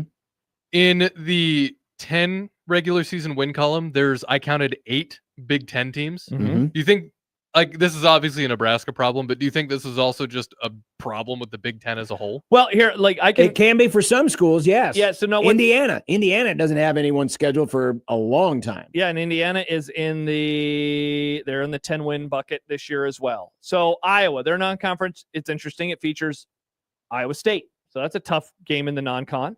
Ohio State features Texas. And they also have Penn State. And they have Michigan. But they don't play Oregon. No. Yeah, they don't play Oregon this year. So in theory, their schedule's a little easier. Just trying to kind of go off the top of my head.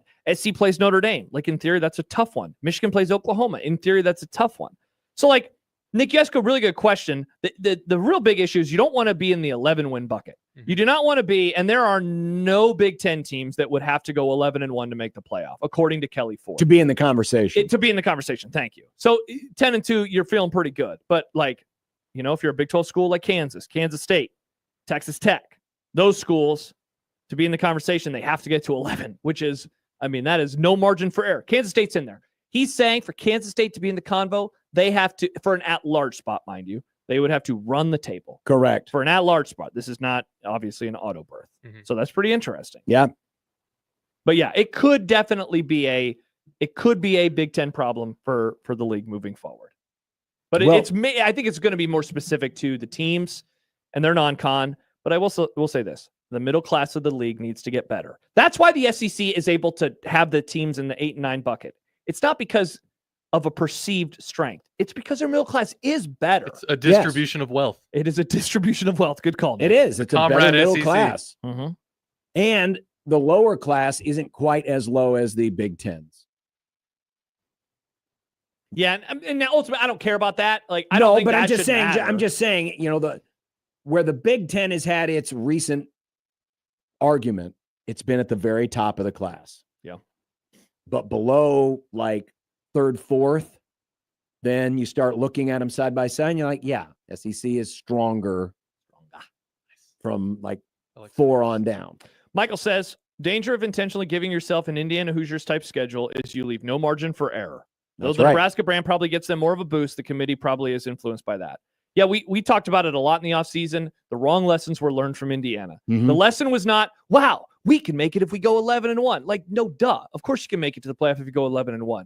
The lesson that should have been taken from that is, oh my gosh, they had to go 11-1 and they were only a 10 seed.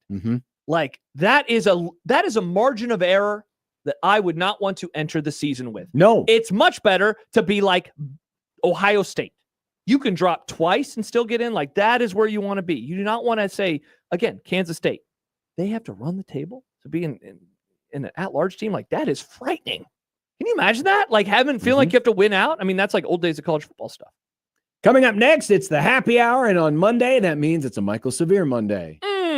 And this is Red Out Week, powered by Union Bank and Trust on 1620 The Zone.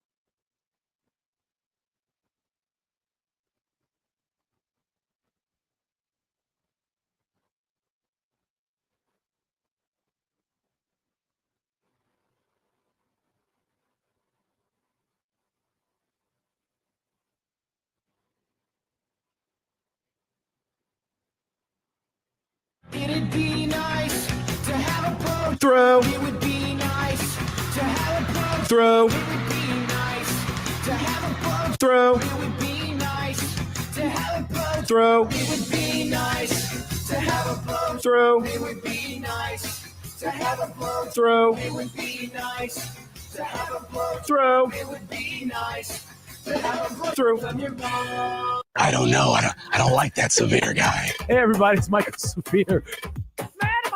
If the first word is hash brown, you guys can add patty or something Latin if you want. It's still a hash brown. I remember the first thing I thought walking out of there was, okay, we're back. You just got to go in the back. I'm sorry. This cat, now he had a good freshman year. He sucked last year. Why is it a surprise? And he went through a struggle this year. Michael already brings the color. I don't care about Fat Luca. I don't care about street clothes Anthony Davis. You both can go to hell. Michael's black. Wow. You wanted the Michael Severe Open. Did he not know that we've lost sponsors because of that penis drop? Did he not know that? Does he not know the Getchman story? I mean, you should know the Getchman story before you start getting into that. We did lose the Getchman story. I mean, honestly. Don't say throw over, Michael. No worries. No worries anymore. I forgot Trump's president. We can say whatever we want. Let's go. Say whatever we want. Penis. There it is. By the way, congratulations. Good job, Nick. 50-mile march. Yeah. Thank you very much. Yeah, it was a task. We completed it 4th time. So 200 miles. It's great. Thank you to everybody who donated and all the sponsors. Polly is the lady's name. She gave money because of her sister, who's one of the first female MPs in the Army. Okay. Didn't know there were female MPs. I've never met one. But this was like back in the 60s that she was one. And she really? Wow. Yeah, she gave money in memory of her sister who died a couple years ago. But yeah, it was Don and Millie's. Give me $500. It was great. I mean, I really appreciate everybody who donated. It was really cool. And we hit our goal with $750,000, and we went over the goal yesterday afternoon. Awesome. Excellent. Now, I only lost 2 toenails. Wait, you lost 2 toenails? Oh yeah, my big toenail is pretty much 50 miles. It's pretty much gone. Wow. I'll send you a picture if you want. And then the second toe on the left foot, that's dead. That's never. What do you walk in for this? What kind of shoe? I have Hokas. I do Hokas. I've tried it. So I have 4 different times I've gone. The first year was Hokas, really no problem. The second year I had one of the New Balance Air kind of ones, which were a good shoe, but it I think it was a little too big for my foot, I think. Because my right foot's much bigger than my left, which is very weird. Oh man, Riss has that where her feet are different sizes. Yeah. And so I'm basically a half a size different. And so I didn't have it quite great. So it really tore up my foot. And then the third year was okay. Hokas. This year, Hokas. But it's just something about where my foot's shaped that big toe hits, and then I get a blister under the nail. And then it just kind of comes off. Ouch. So yeah. Ouch. I'll send you a beautiful picture. Thank you. Before we get to the game this week, okay, this was brought to my attention. Uh-oh. There's a NAIA college called Rocky Mountain College. Okay. Yes, there is. And they have a football team. Yeah. Mm-hmm. And on that football team, they have a freshman wide receiver out of Bellevue, Washington, whose name is Indiana Jones. That's awesome. We named the dog Indiana. Indiana Jones. Yeah. Let me guess what his parents liked to watch when they were young. Star Wars. They like, well, I'm pretty sure they like the Indiana Jones movies. It's my favorite out of all the great lines from those 3 movies, primarily 1 and 3. My favorite one is by far, from 3 when he goes, "We named the dog Indiana." Such a good line. And I haven't watched the third one in forever. Like I feel like whenever I rewatch them, I always rewatch the first. Sometimes I rewatch the second, but I just never I just watched the first one for whatever reason. I need to rewatch the third one. Well, the first one's the best, easily the best. Yeah, it is. It's the best movie ever made with the worst special effects, in my opinion. The special effects are so tragically bad in that movie. There's so many bad ones. But it's still a really, really, really good movie. Just written well and acted great. Yeah, but come on, when you got to the part where the Nazis' heads explode and the one dude's face melts, we would always hit the slow motion on the VCR. Yeah, it was so bad, though. It was so bad. That's what Mike, could you imagine now if it happened, they call it woke because they killed the Nazis. People would be probably so mad about it. I'm never going to Cracker Barrel again. Screw that. Taking the stuff off the walls and taking the old man off of the sign. I mean, why should I ever go back to, the Cracker Barrel again and get me some shrimp and grits? Last time I went to Cracker Barrel, I was in college. I like the thing. Some people call it an egg in a basket. Other people call it something else. But you know where you cut out? Toad in a hole. Yeah, there you go. yeah, I like that thing, man. That's yeah, tasty. yeah. I need to make that at home sometime. Man, we go every time we go through Mississippi, we stop and see our friends who are in Oxford. And the closest thing to the interstate is the Cracker Barrel, of course. Yeah. And so they come and meet us there, and we meet them there, and we go to Cracker Barrel and we get our food. And prices are good. I've never had a problem with Cracker Barrel personally. I think the new sign's really boring. But is that a bad thing in 2025? Boring? Yes, the offensive part of it is it's another terrible graphic. Yeah, it's a Minimalist bad graphic. graphics are a scourge on society. Yeah, I don't understand why they did it unless they're trying to save some money. It really cost them a lot of money apparently in the stock market, but they fired that guy. The one in Omaha and the one in Lincoln still have the man on the barrel. Thank so you're God. Fine. You're For fine. how long? I don't know. How long? Well, probably when they find out where Nebraska is, then they'll show up and they'll change it. Yeah, Michael, have you seen this as we get into football talk? Apparently, per YouTube, the deadline to reach an agreement with Fox is Wednesday at 4:00 Central Time. They are reportedly in a carriage dispute.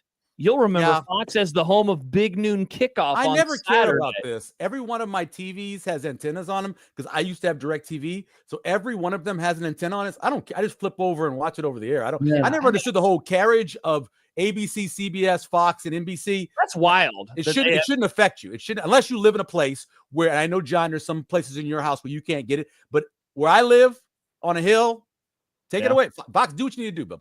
The issue for me is I couldn't watch Fox in a quad box if I wanted to do that. That would be wow. If that's not a third world problem or first world problem. Yeah, I was going to say definitely not. Fox in a quad box so they don't allow that for college football. Yeah, they do on YouTube TV. They do. Now I have YouTube TV as well. A lot of times they will have just the ESPN games together and just the Fox ones together. They won't have a crossover. I've tried to get.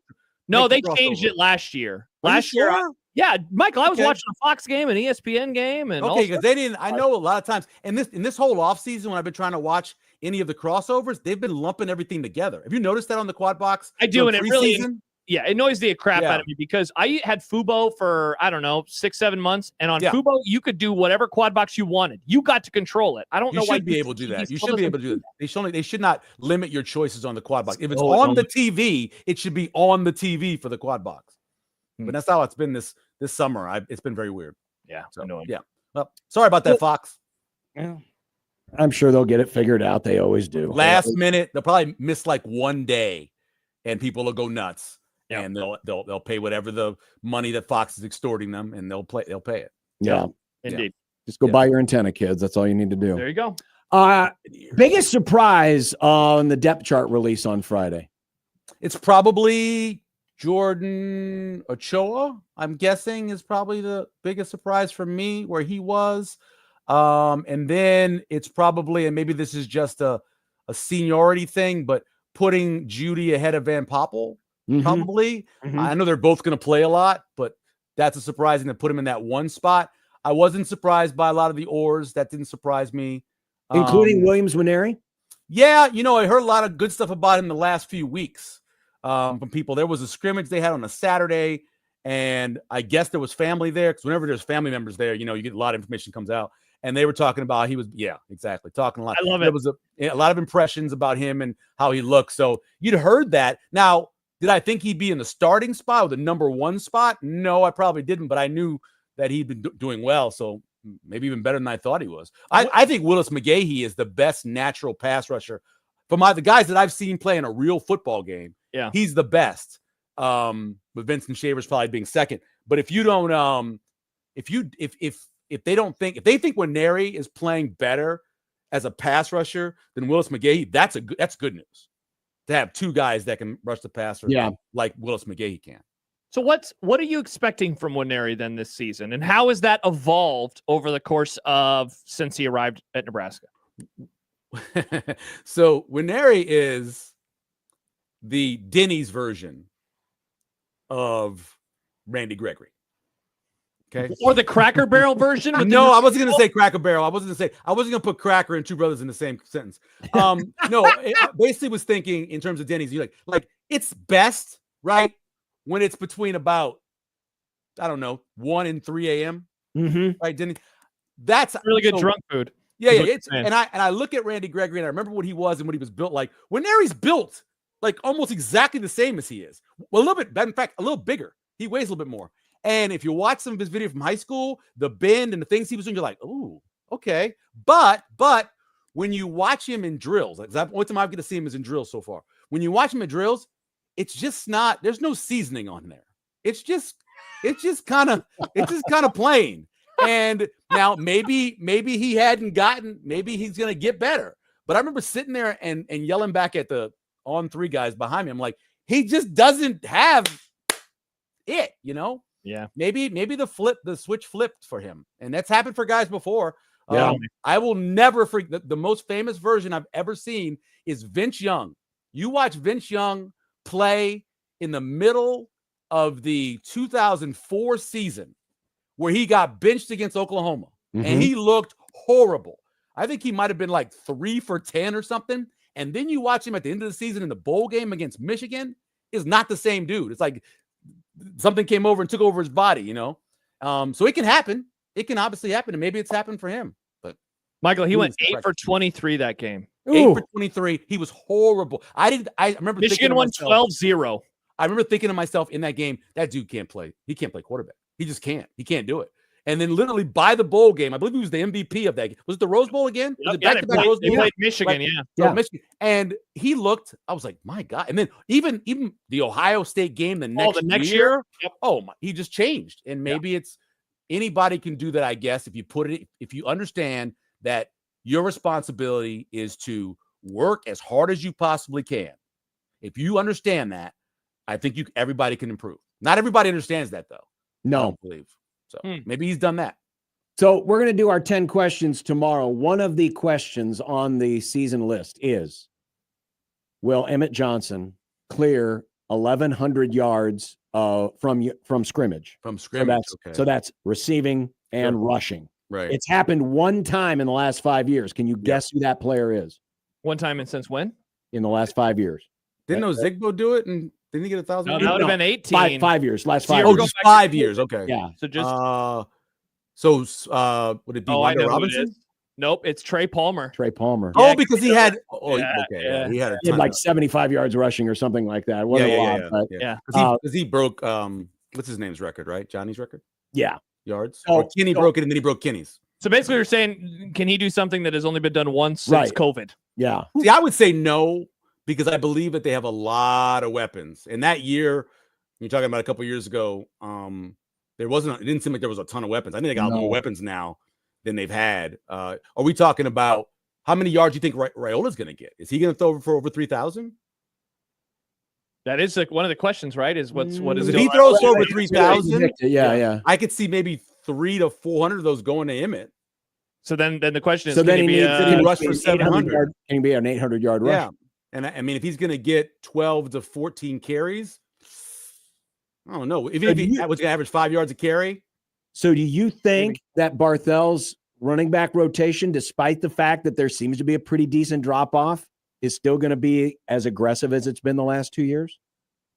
No, I think Barthel's rotation is at the mercy of the offensive coordinator. And I think the offensive coordinator is going to make sure that the guys who fit his plays are in there. It's not. I don't think there's going to be much rotation. Now, maybe there's more down by the goal line and what they do in the red zone, but I think Emmett's going to get more of the work. I think they said, look, Emmett, you get your body right, look like we want you to look, and we're going to get you the rock. And I think they are. I think you can't count on a freshman running back who used to be a wide receiver and another freshman running back that's got one carry. I think Emmett's going to get a ton of work. And I also think Bonner's going to get some carries from the backfield. I think there's going to be other guys getting carries from the back. I think at the goal line, they're going to do some Harburg stuff. I think they're going to have a lot of stuff in their suitcase for running the ball. Do you think Dylan Raiola will be in the black and rushing this year?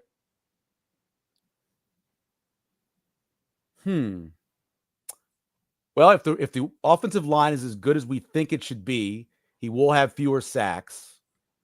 I'll say yeah, but maybe like 17 yards. I was thinking more like maybe 80 yards, 70, 80 yards, something like that. I don't know. It's so tough with running back stats in college. It's so really, stupid that it do it the way they do it. Oh, It's just dumb. It doesn't make any sense.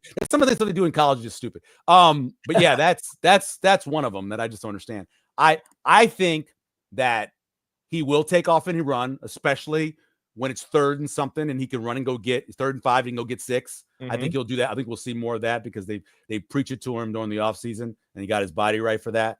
But is he going to give us, is he going to give us a Harburg kind of 40, 50, 60-yard run? Probably not. Well, he did against Ohio State last year. I know, yeah, I know. Was that 43? How far was that? That was a long run, man. 43 yards or something? It was like in the 40-yard range. Yeah, stunning plays that happened last year. That one would be on my short list. He's still going. Yeah, it's like, wait a second. Where's the Ohio State defenders? Yeah. What was the clock on that one, though? I mean, it was a ways. It was. I'm going to look this sundial. up here. I'm going to look this up. That was in the second quarter, right? Yeah, it was early. Yeah. It shocked everybody, including Ohio State, who I know that they almost beat Ohio. I know the words almost beat Ohio State comes out like it was not. Ohio State wasn't there. Come on. Come on. They weren't there. They really weren't there. I mean, you look on that 4th down, they win. Yeah, I know, but they still really screwed it up somehow. But at one point we need a touchdown. Boom. They did. Isn't it wild? Where Ohio State's like, crap, we need to score, and they did it in like 6 plays. By the way, it was 38-yard run. 38. Okay. Sometimes you just don't bring all the emotion to a game. Oh, they were totally out of that. That's who you're playing. And remember, they had also had the injuries on the offensive line, so they were still shuffling. They didn't finish. They didn't figure that out for another 2 weeks. And then once they figured that out, and moved Jackson over. Didn't one kid get hurt in the middle of the game too? Well, originally Simmons went out early. Yeah. In the season, and then he was gone, right? But I thought someone else got hurt in the game. They didn't make a move. So what they did was, instead of saying, let's just shift our good guy over and move him, let's bring a guy off the bench who maybe is not as good. And then they figured that didn't work. And so they just moved their best offensive lineman and moved him to tackle, even though he wasn't a tackle, and changed the way they were playing at that point. But again, it was good, really good competition. Nebraska played hard. I'm just saying, there's some games. Classic hater severe. I'm not a hater. it just gets a little frustrating, I mean, ifs and buts or candy and nuts every day be Christmas, but that game was low in the Chronicles, so I think it backs up. Because if what is it, Michael? The win expectancy. Yeah.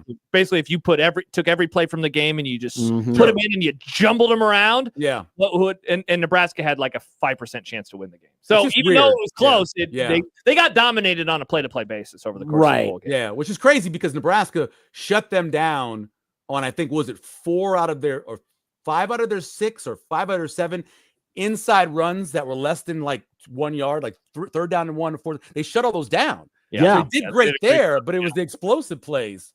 But if you're gonna do probability, have you guys looked at what the computer model is for this week? No. Run the game 50,000 times. No, yeah. What is score comes out to what? Have you looked at that? No. Where do you find something? I'll let you guys. Well, you know who has a copy of it is oh my God, what is it called? The place where we go to look at old game lines. Not Oddshark? Oddshark. Oddshark has one. Outkick. Yeah. Clay Travis has all the intel. Sorry about that, Clay. I got Clay blocked on so many different portals. Wait, Oddshark. I'm confused. Oddshark does like predictive stuff. They have computer models for every single game played. And you can find the computer model. Go look at the computer model. Is it the computer picks, Michael? Is that what it is? Computer picks. Yeah. Okay. Here we go. Shouldn't be that far down because it's a Thursday game. Yep. Okay. So what's the pick? Let's see.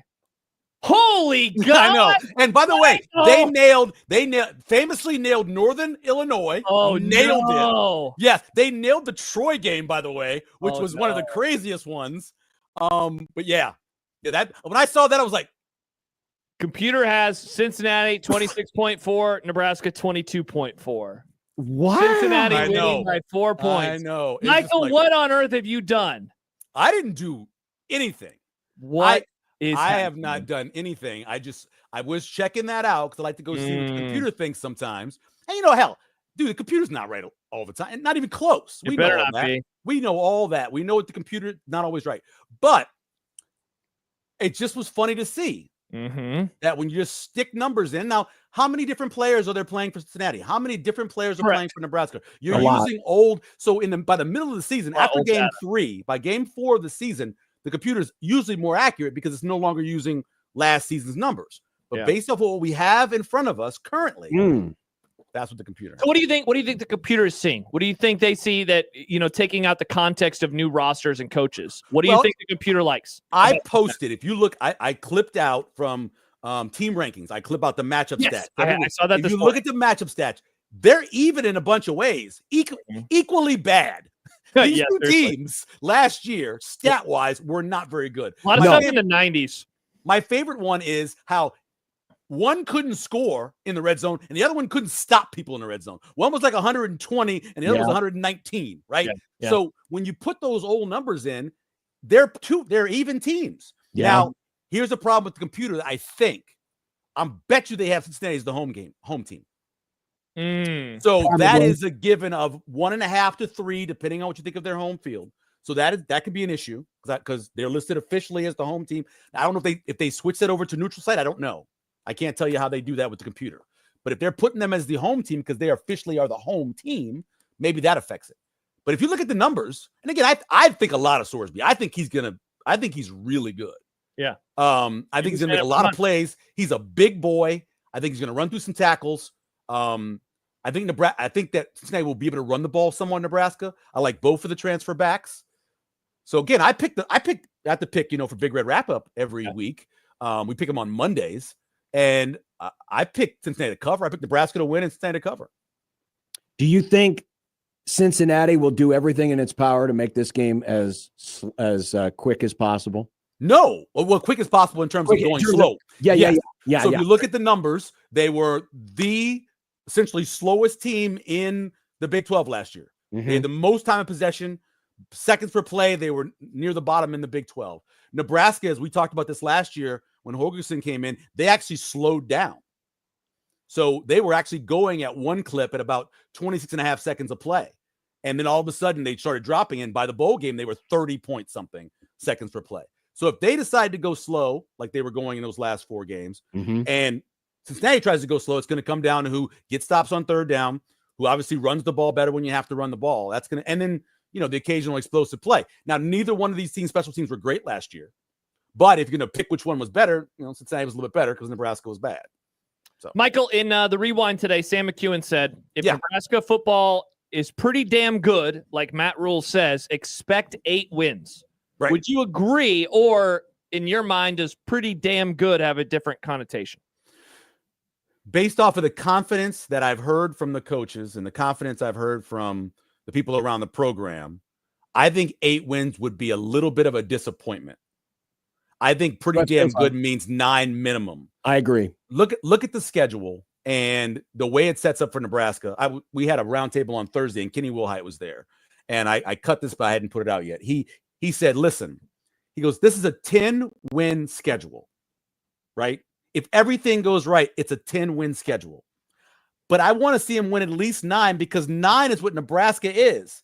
Now, I know it hasn't been that way in a long time. Yeah, it's been a while. For a lot of decades, 9 was what you went for, and 9 is where you got. Yeah. So for a lot of people, 9 is, I think, would be the one where you say, if you feel really good and it's exceptional season, 9 would be pretty good. I mean, people could say they won 7 last year, not by what we're talking about. They won 6 based on what we're talking about in the regular season.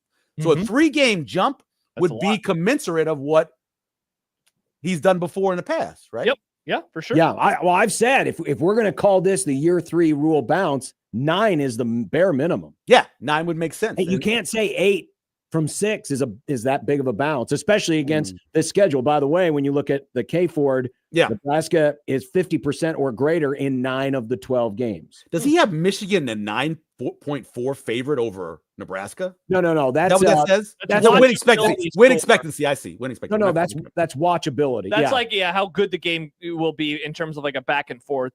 Is that out of 10? Yeah.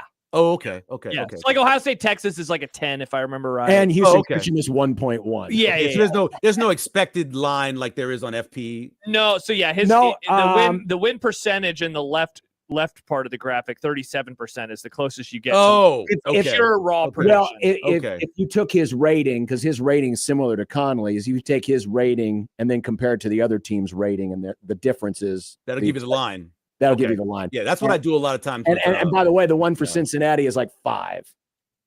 Oh, okay. And the line is 6.5, and we'll see if it moves at all in the next couple of days. It's been solid. Ton of money on Nebraska. 80% of the money's on Nebraska.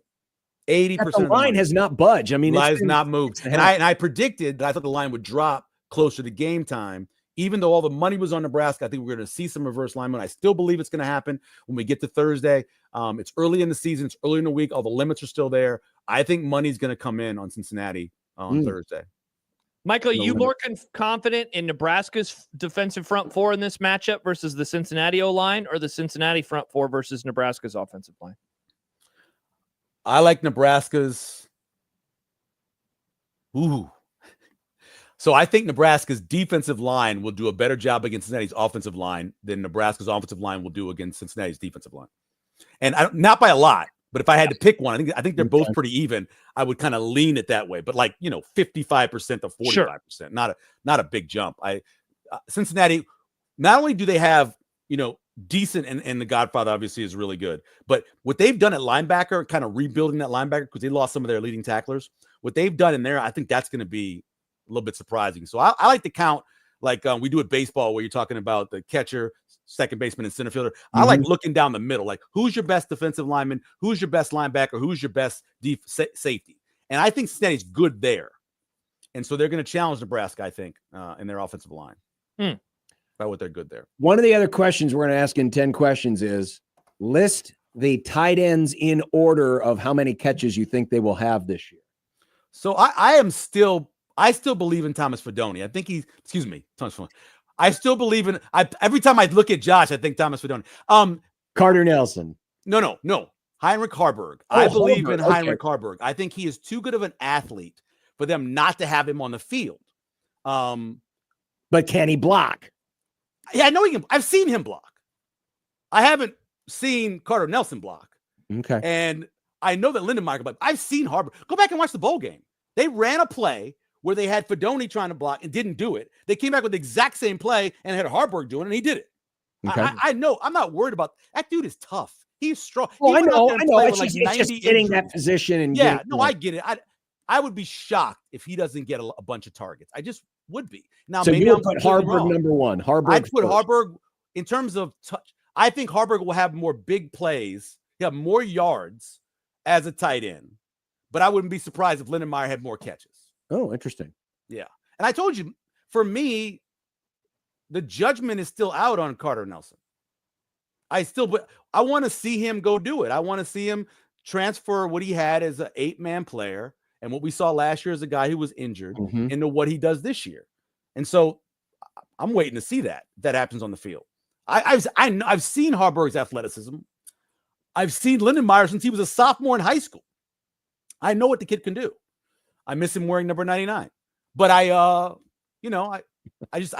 think that Harburg is a guy that you have to have on the field. How do you not? Look at him. Oh, he's a bus. Get off the bus guy. We know he can. He's got good hands. I mean, what do we? Man, Michael, if he's as good as they think he can be, it'd be such a cool story. This guy who was kind of left for dead with one coaching staff and moved to tight end, but then had immediately to move back to quarterback because the current quarterback was so bad, battled it out with the 5-star, moved back to tight end for his final year. Like, this would be such a cool story. Yeah. I think he can be Zach Miller. He's not as big as what Zach was, but they're very similar quarterbacks. With Zach became at UNO as a quarterback, and then what he went on to do in the NFL. Bigger, but still really good athlete. The one I always remember for getting shifted around like that was, oh my God, the Indiana quarterback who they made him into a wide receiver because Randall L. Yeah, they brought a quarterback in during the spring, and then he gets hurt, and they're like, "Oh, by the way, Randall L., you're going back to quarterback." He's like, "I didn't practice quarterback the whole time." No, you're going back to quarterback, and then broke Big Ten records. Yeah, the 1-to-1 is Blake Bell. Yeah, Blake Bell was a quarterback. He was a backup at Oklahoma, and then that guy was huge. He was. He was huge. I think at one time he was like 280. He got ridiculous. Yeah. But I you guys asked me I don't know, it was after one of the practices, like to put the order of the offensive line, the tackles in Yeah. order. Yep. And I think that what we saw in those first 2 times we got a chance to see them, I thought was impactful.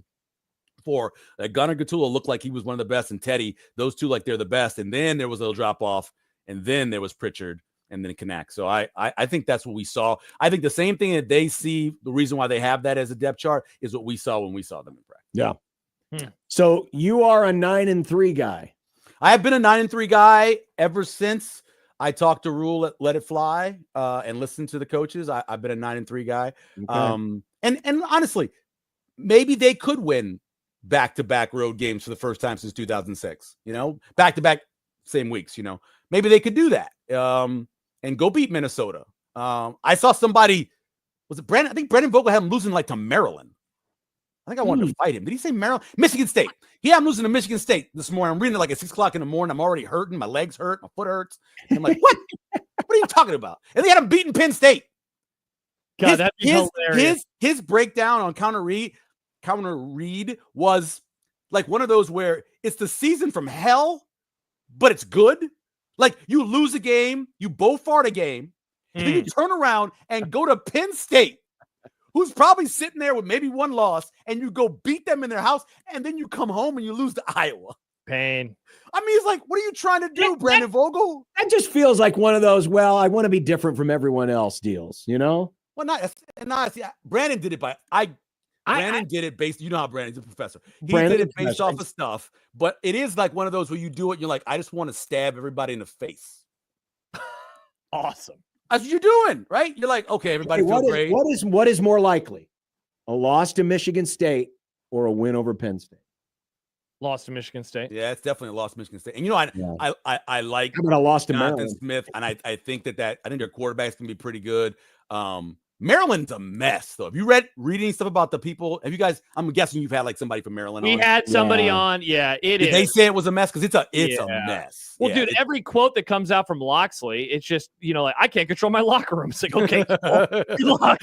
Not good. It's not good when you like have 3 guys to play quarterback and you're like, I don't know, let's play. Put that guy in. Let's see what Bob. I was reading one of the. I think it was the 24/7 site, and I mean.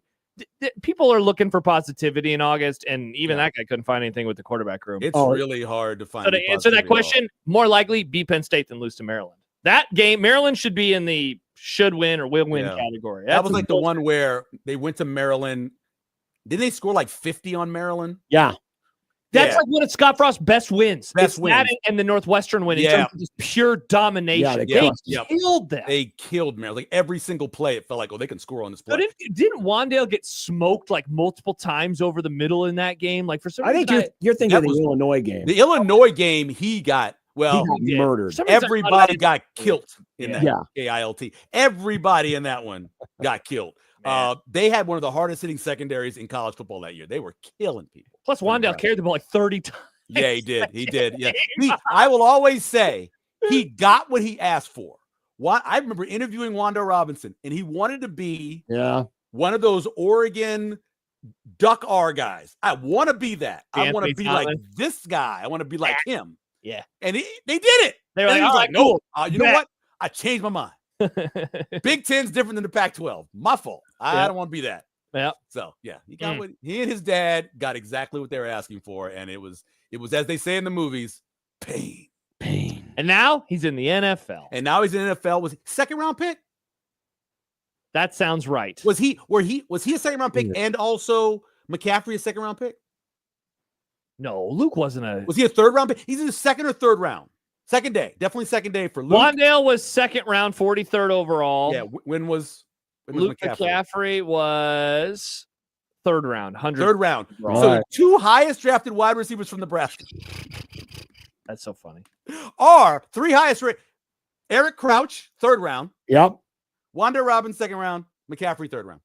Hey, I'll say this about Frost. He was definitely right about McCaffrey. That guy should not have been playing quarterback. No. That was so obvious. It was so obvious. I think it was the Penn State game or whatever. One of those games where I remember we were thinking, oh, this. Yeah, is remember they benched Martinez, and it was like, all right, it's time to move on. And everyone a week later was like, never mind. No. Take it back. No. I remember one of the guys that watched him in high school was a friend of mine who actually worked for CNN, which nobody believes anymore, but I believed him. And he goes, that guy's not a quarterback. That guy's a wide receiver. Yep. He said that guy. He told me that when early on in his high school career, that guy's a wide receiver, and he absolutely nailed it. Mm-hmm. So yeah. So don't read the computer models. That's the that is the Odd Shark's prediction of the game on Thursday. Don't believe the computer models. That is the theorem for this conversation. Mm-hmm. Stay away from all of that. All right. Well, you'll be down in there on Thursday, right? Yeah, we're going down Wednesday. We got a reservation to eat at 8:30. We'll be down there by that time. Get some dinner. Get up early. Go see some of the sights, and then go to the game. 4:00. With gates open at 3:30. Media passes handed out at 4. Some of us will be there at 2. Some of us will For be what? Where? Kauffman Stadium. Where will you be at 2? Kauffman Stadium. We're at the Blur tailgate. Is there football? Is there baseball going on? No, Thank God, no, Mike. That would be funny. That would be. You'll be there at 2. We'll be on it too. Yeah, we'll be on it too. Well, I'll swing by there first. Yeah, come say hello to us. Yeah, I'll park and then come walk over there. Yeah, we'll be at Kauffman. Yeah, the round table begins at 4. Why are you there at 2? Because Unsportsmanlike conduct starts. That's when at 2. this show starts. 2:00. We're on from 2 to 6 most days. Yeah. Oh, see, we're still doing a normal show, but then they're cutting us off to add a round table. Yeah. Okay, so they'll give you guys 2 hours. Yep, they said we need more Matt. And we said, and then how long does the round table go? Game and start till 8. We're on till 7. You guys are going till 7? You're running a College World Series show? You're going from 2 to 7? Wow. Yep. Look. Yep. Thank you. Congratulations. Finally putting you guys to work. Finally. It's about time. Says the guy who spent 3 hours on the air here for a good chunk of time, not 4. Yeah. I was working a full-time job in the morning. You can't even be That was your serious. choice. Yeah, I'm just saying, I was working. It wasn't like I wasn't working. There's never a time, John, ever. Even when you're doing all that basketball stuff, I got more jobs, dude. I'm Jamaican over here. I got jobs. You do have a lot. I got jobs. Like, where am I right now? You do have a lot of jobs. I just got home from a job. Hey, one of those jobs, Michael, what's up with not having the podcast? I was like, sweet, I'm going to listen to the Dirk interview. I was like, it's time to subscribe to Let It Fly. And it's not available on my podcast app. It should be. Everything's up. What are you? What app? It's on Spotify. I know that. Oh, it's on Spotify? It's on. It should be on Apple too. Okay, well, it wasn't on there. What is yours? I use something called Overcast. It wasn't on your podcast is there, but the last episode was from 2024. Oh, I have no idea. We finally got the Apple and Spotify thing fixed because if you have a different password and company. Oh, there it is. Is it up? It's up. Boom. Okay. Awesome. All right, cool. Now I thought we finally got that fixed last week. So I was like, oh my God, ripping my hair out trying to get that fixed. There you go. All right. Now you're Awesome. set. That's exciting. Listen to some Dirk. I can't wait. All right, Michael Severe Monday. The season is upon us. Yeah, can't wait. Love it. Week 0. Yay! Love week 0. We'll see you on Thursday. Yes, we'll see you on Thursday. Bye-bye. Later. We'll come back and get some content next on 1620 The Zone. Hey everyone, Josh Peterson here for KRT Athletic Muscle Cream. Visit the website, krtrelief.com, to help give yourself some relief. It is the fast, effective pain relief cream that is designed to help you with, and I hope Michael is still listening right now. I know he is, and even if he's not, I know he knows about KRT because maybe he's got some muscle fatigue after going on that long walk. Maybe he's got some strains going on, some cramp pain, whatever it is. KRT Athletic Muscle Cream could help him. It could help you as well. I've been telling you the story now for about a month, the issues that I had at the start of this year. The weather now got a lot better over the last couple of days, and I went for a run this weekend, and I thought, man, if my hamstring would have felt this good back in March, April, February, I would have had so much more fun as I trained for the big race of mine. And so if you are dealing with something right now, you haven't known what to do, maybe you're looking at a variety of things, KRT Athletic Muscle Cream has helped me out so much. It can do the same for you. KRTrelief.com. Go there today. Free shipping on orders over $15. Plus, you can claim 10% off your order. Do it today at KRTrelief.com.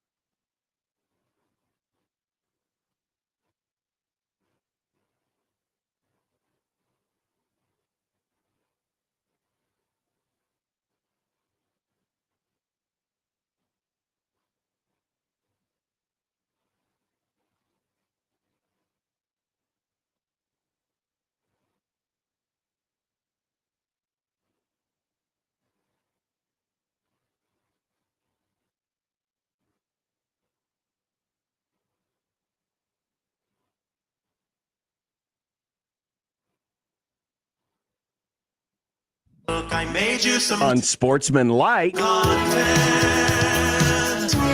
Unsportsmanlike content. Unsportsmanlike content. Content that's unsportsmanlike. Fall is just around the corner, and 1620 The Zone is giving you the chance to win a season pass to Nebraska's favorite fall attraction. That would be Vala's Pumpkin Patch. You could win 2 2025 season passes. Enter to win right now. 1620thezone.com. Great reminder that fall is around the corner because summer is dead. Nick? We're in the Midwest, so it's fake fall. Interesting. You know how the seasons go here. What, John? I thought you'd be excited because basketball's almost back. Yeah, you sicko. Yeah, you freak. Nick? What are you going to do now that football is actually here? What are you going to have to count down to? The next weekend of football, of course. What do you mean? Yeah, that's kind of I don't know. lame. You know, I'll plan weird meals for a month from now. Josh can count down to the college baseball season with me. What do you mean? You haven't already planned weird meals? John, I don't know what I'm doing for my birthday dinner because oh my God, the horror. Because I'll be at Northwestern's football stadium spotting a football game. I don't know what I'm going to do that day. Yeah, maybe you can just go into the Lake Michigan and bob for fish. No, I won't bob for fish. That sounds odd.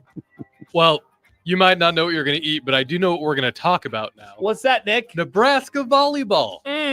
They rolled to a 2-0 start, and Creighton fell in a tough opener versus Penn State. You got any takeaways from the AVCA event in Lincoln? It was a rousing success. Many people enjoyed it, and it was good to see all of these teams here. It's a good way to start the season. And to come right out and to play the kind of caliber competition these teams do, it's kind of refreshing. Too bad other sports like college football maybe doesn't take a page from that. And hey, let's get out there and play some good teams. Now there'll be some good week 1 games. Farmageddon. There'll be some week 3 top 10 games. Oh, I know. This weekend. But this kind of feels kind of fluky for a week 1. Why do you have to be like you are in all facets of Call life? out the people who aren't giving us better games? So we got like 3-4 good volleyball matches this weekend, and we're going to have the same amount of football games this weekend. Yeah, but it was all done in one event.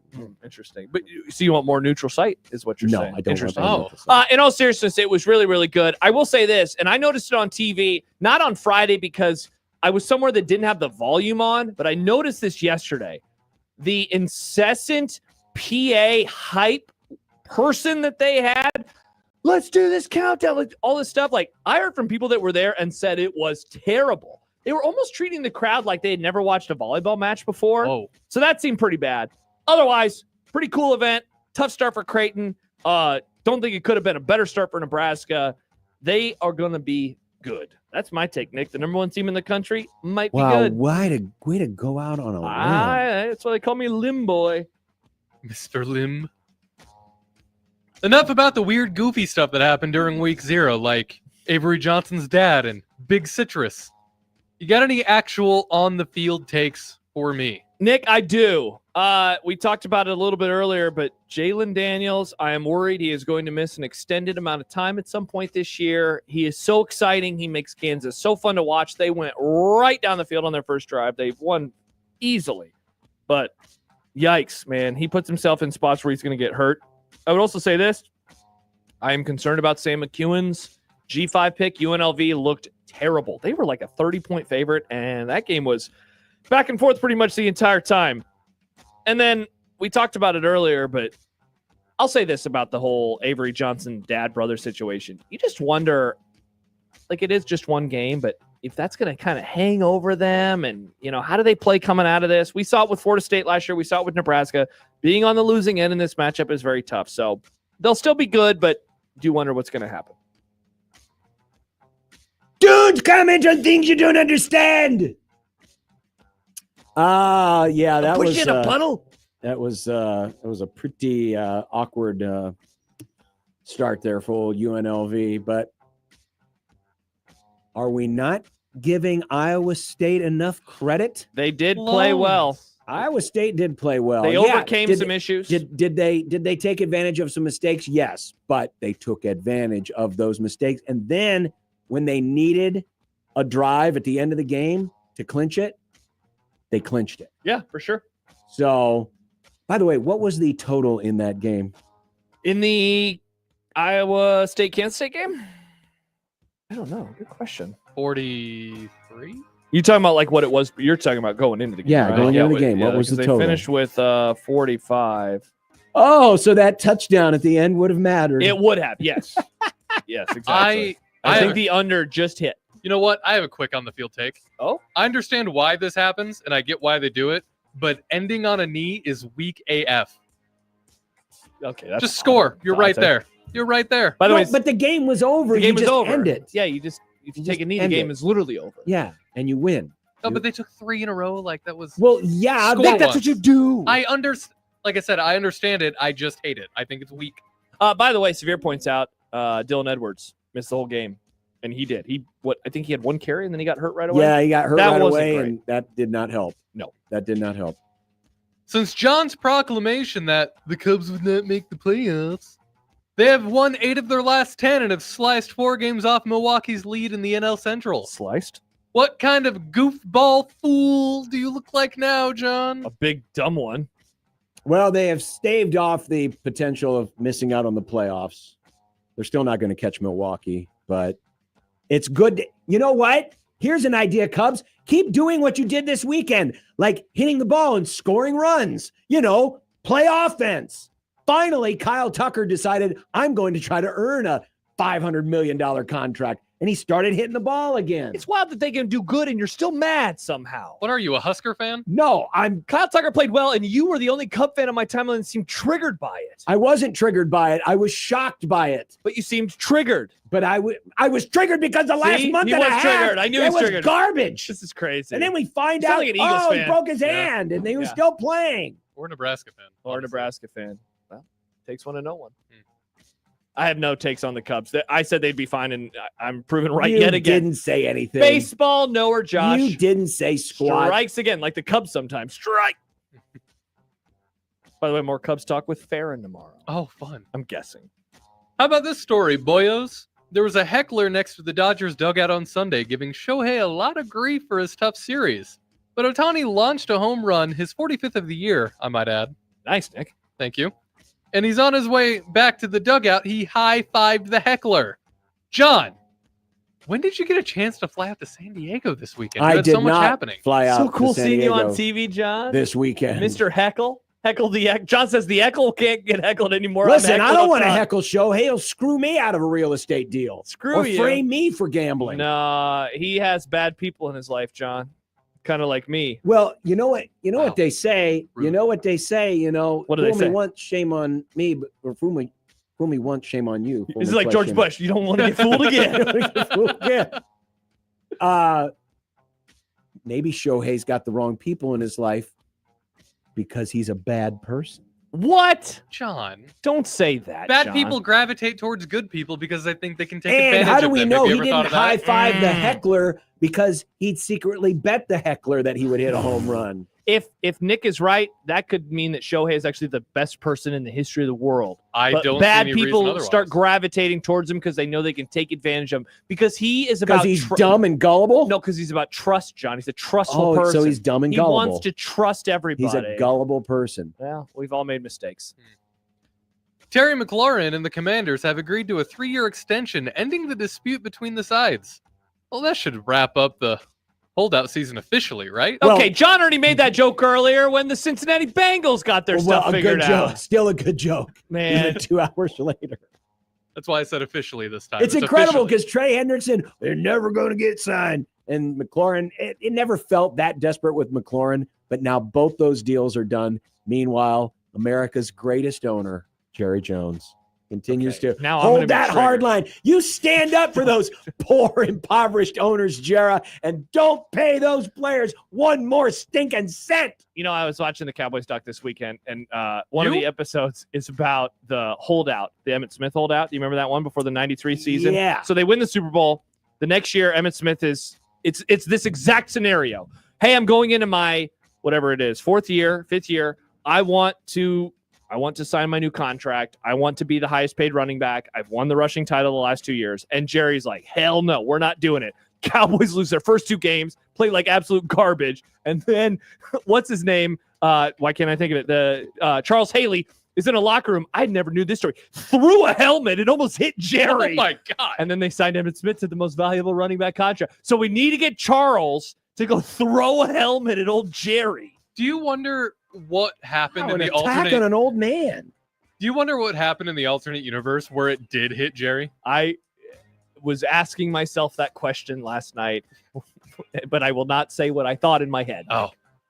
Well, then it's a really good doc. Charles Haley gets sent to prison. Jerry Jones gets knocked out, doesn't regain consciousness for a while. They don't sign Emmitt Smith, and the Cowboys lose like they should have in the first place. And then it would be even longer since their last Super maybe Bowl. it's better for them in the long term, and they start winning more when Well, highly unlikely, because Jerry's a survivor, and he was going to survive. He's like a cockroach or a Twinkie. Bryce Underwood has unsurprisingly been named the starting QB for Michigan, at least, according to reports. So, does this change how you view the matchup in a month? It does not.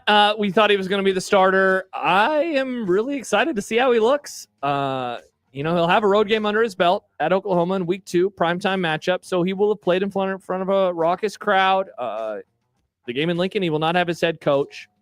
I don't know, man. Like if people are right about Nebraska's defensive line being able to get after it, like this one will be a lot of fun to watch because he is much more mobile than some of the guys that they've had in recent years, but he's going to be a true freshman. And so we saw it last year with Dylan, a lot of ups and downs. The way they talk about him, and they meaning like the collective college football sphere, love this guy. I am excited to watch, but no, I don't think it's going to change how I view the game until I really get to watch him. Well, no, because Michigan's going to lose by 2 scores. You heard it here first.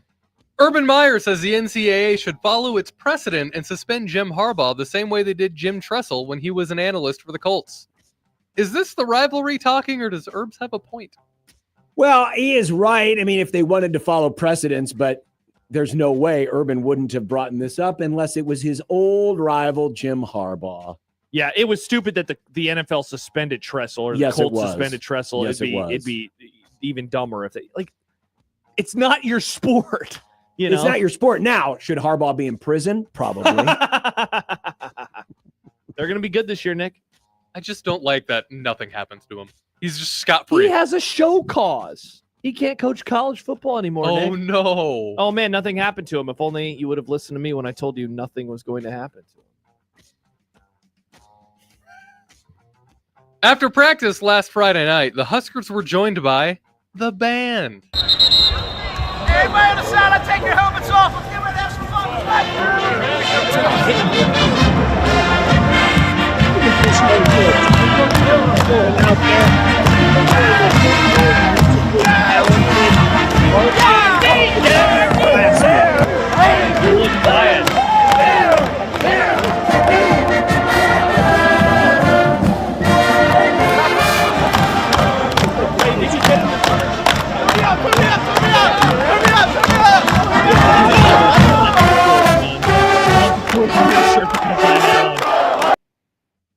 Josh, Nick, do you feel like a big old jerk about mocking the Cornhusker marching band?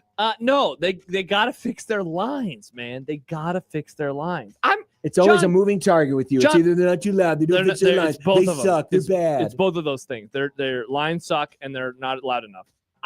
John, I'm a hard coach. I just want excellence from my band. That's all I want. Why is that so Why bad? do you demand more out of the band? You than you do out watch of your who's own that football Cub team? guy who hit a home run, but you were still mad at him? That's me. He's my band. What's that guy's name? Bob? No. Charles? No. You wouldn't like the Husker marching band unless they start playing podcasts. That's a good point. Can they? Bill Simmons? What would that even be like? It'd be dur, Boston, dur. Man. Pop culture reference, Boston, dur. Kind of nailed it. Yeah, I guess that's true. He does like Thank pop you. culture references. Thank you. Speaking of pop culture, movie club movie this week. I already watched it yesterday. This is Spinal Tap. This is Spinal Tap, available on Pluto. How was that? How many ads were there? I'm pretty sure There was quite a few. Didn't Stibbs? Oh, maybe you were gone. I think Stibbs chose. Were you here for that? The Salton Sea, right? No. The one where like the kid was online and like did he kill himself? Oh, the one with Robin Williams? Yes. Yeah. I'm pretty sure I watched that one on Pluto, and that one had a crap ton of commercials. Yeah, there were about 6 breaks, and they were. Whoa. Yeah. And this movie's short. Yeah, it was. Anybody have this is Spinal Tap that they want to loan me? And you'll never get it back? No, I promised to return it. I gave Midsommar back to that one listener. All right, it's time for dinner. It is time for dinner. 1620 The Zone.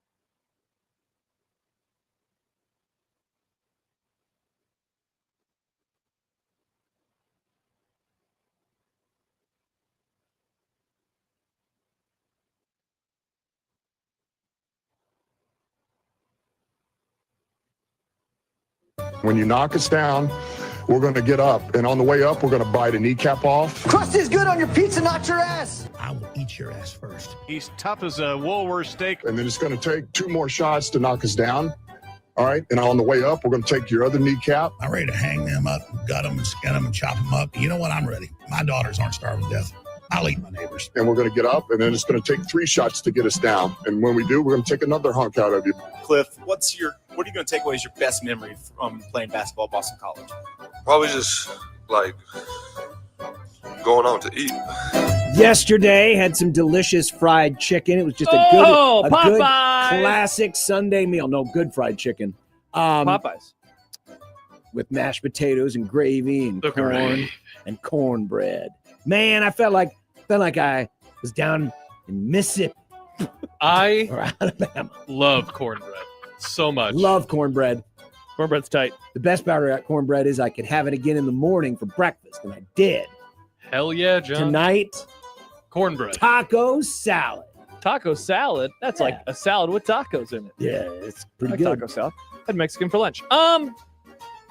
Work party for my wife, and don't know what we're having. She thinks that it's going to be stuff out on the grill because it'll be at the brewery, like grilling some chicken or burgers. Monday's or kind something. of an odd night for a work party. Isn't it? They're not open on Mondays. Oh, so, that makes sense. Oh, it's like a Chinese restaurant.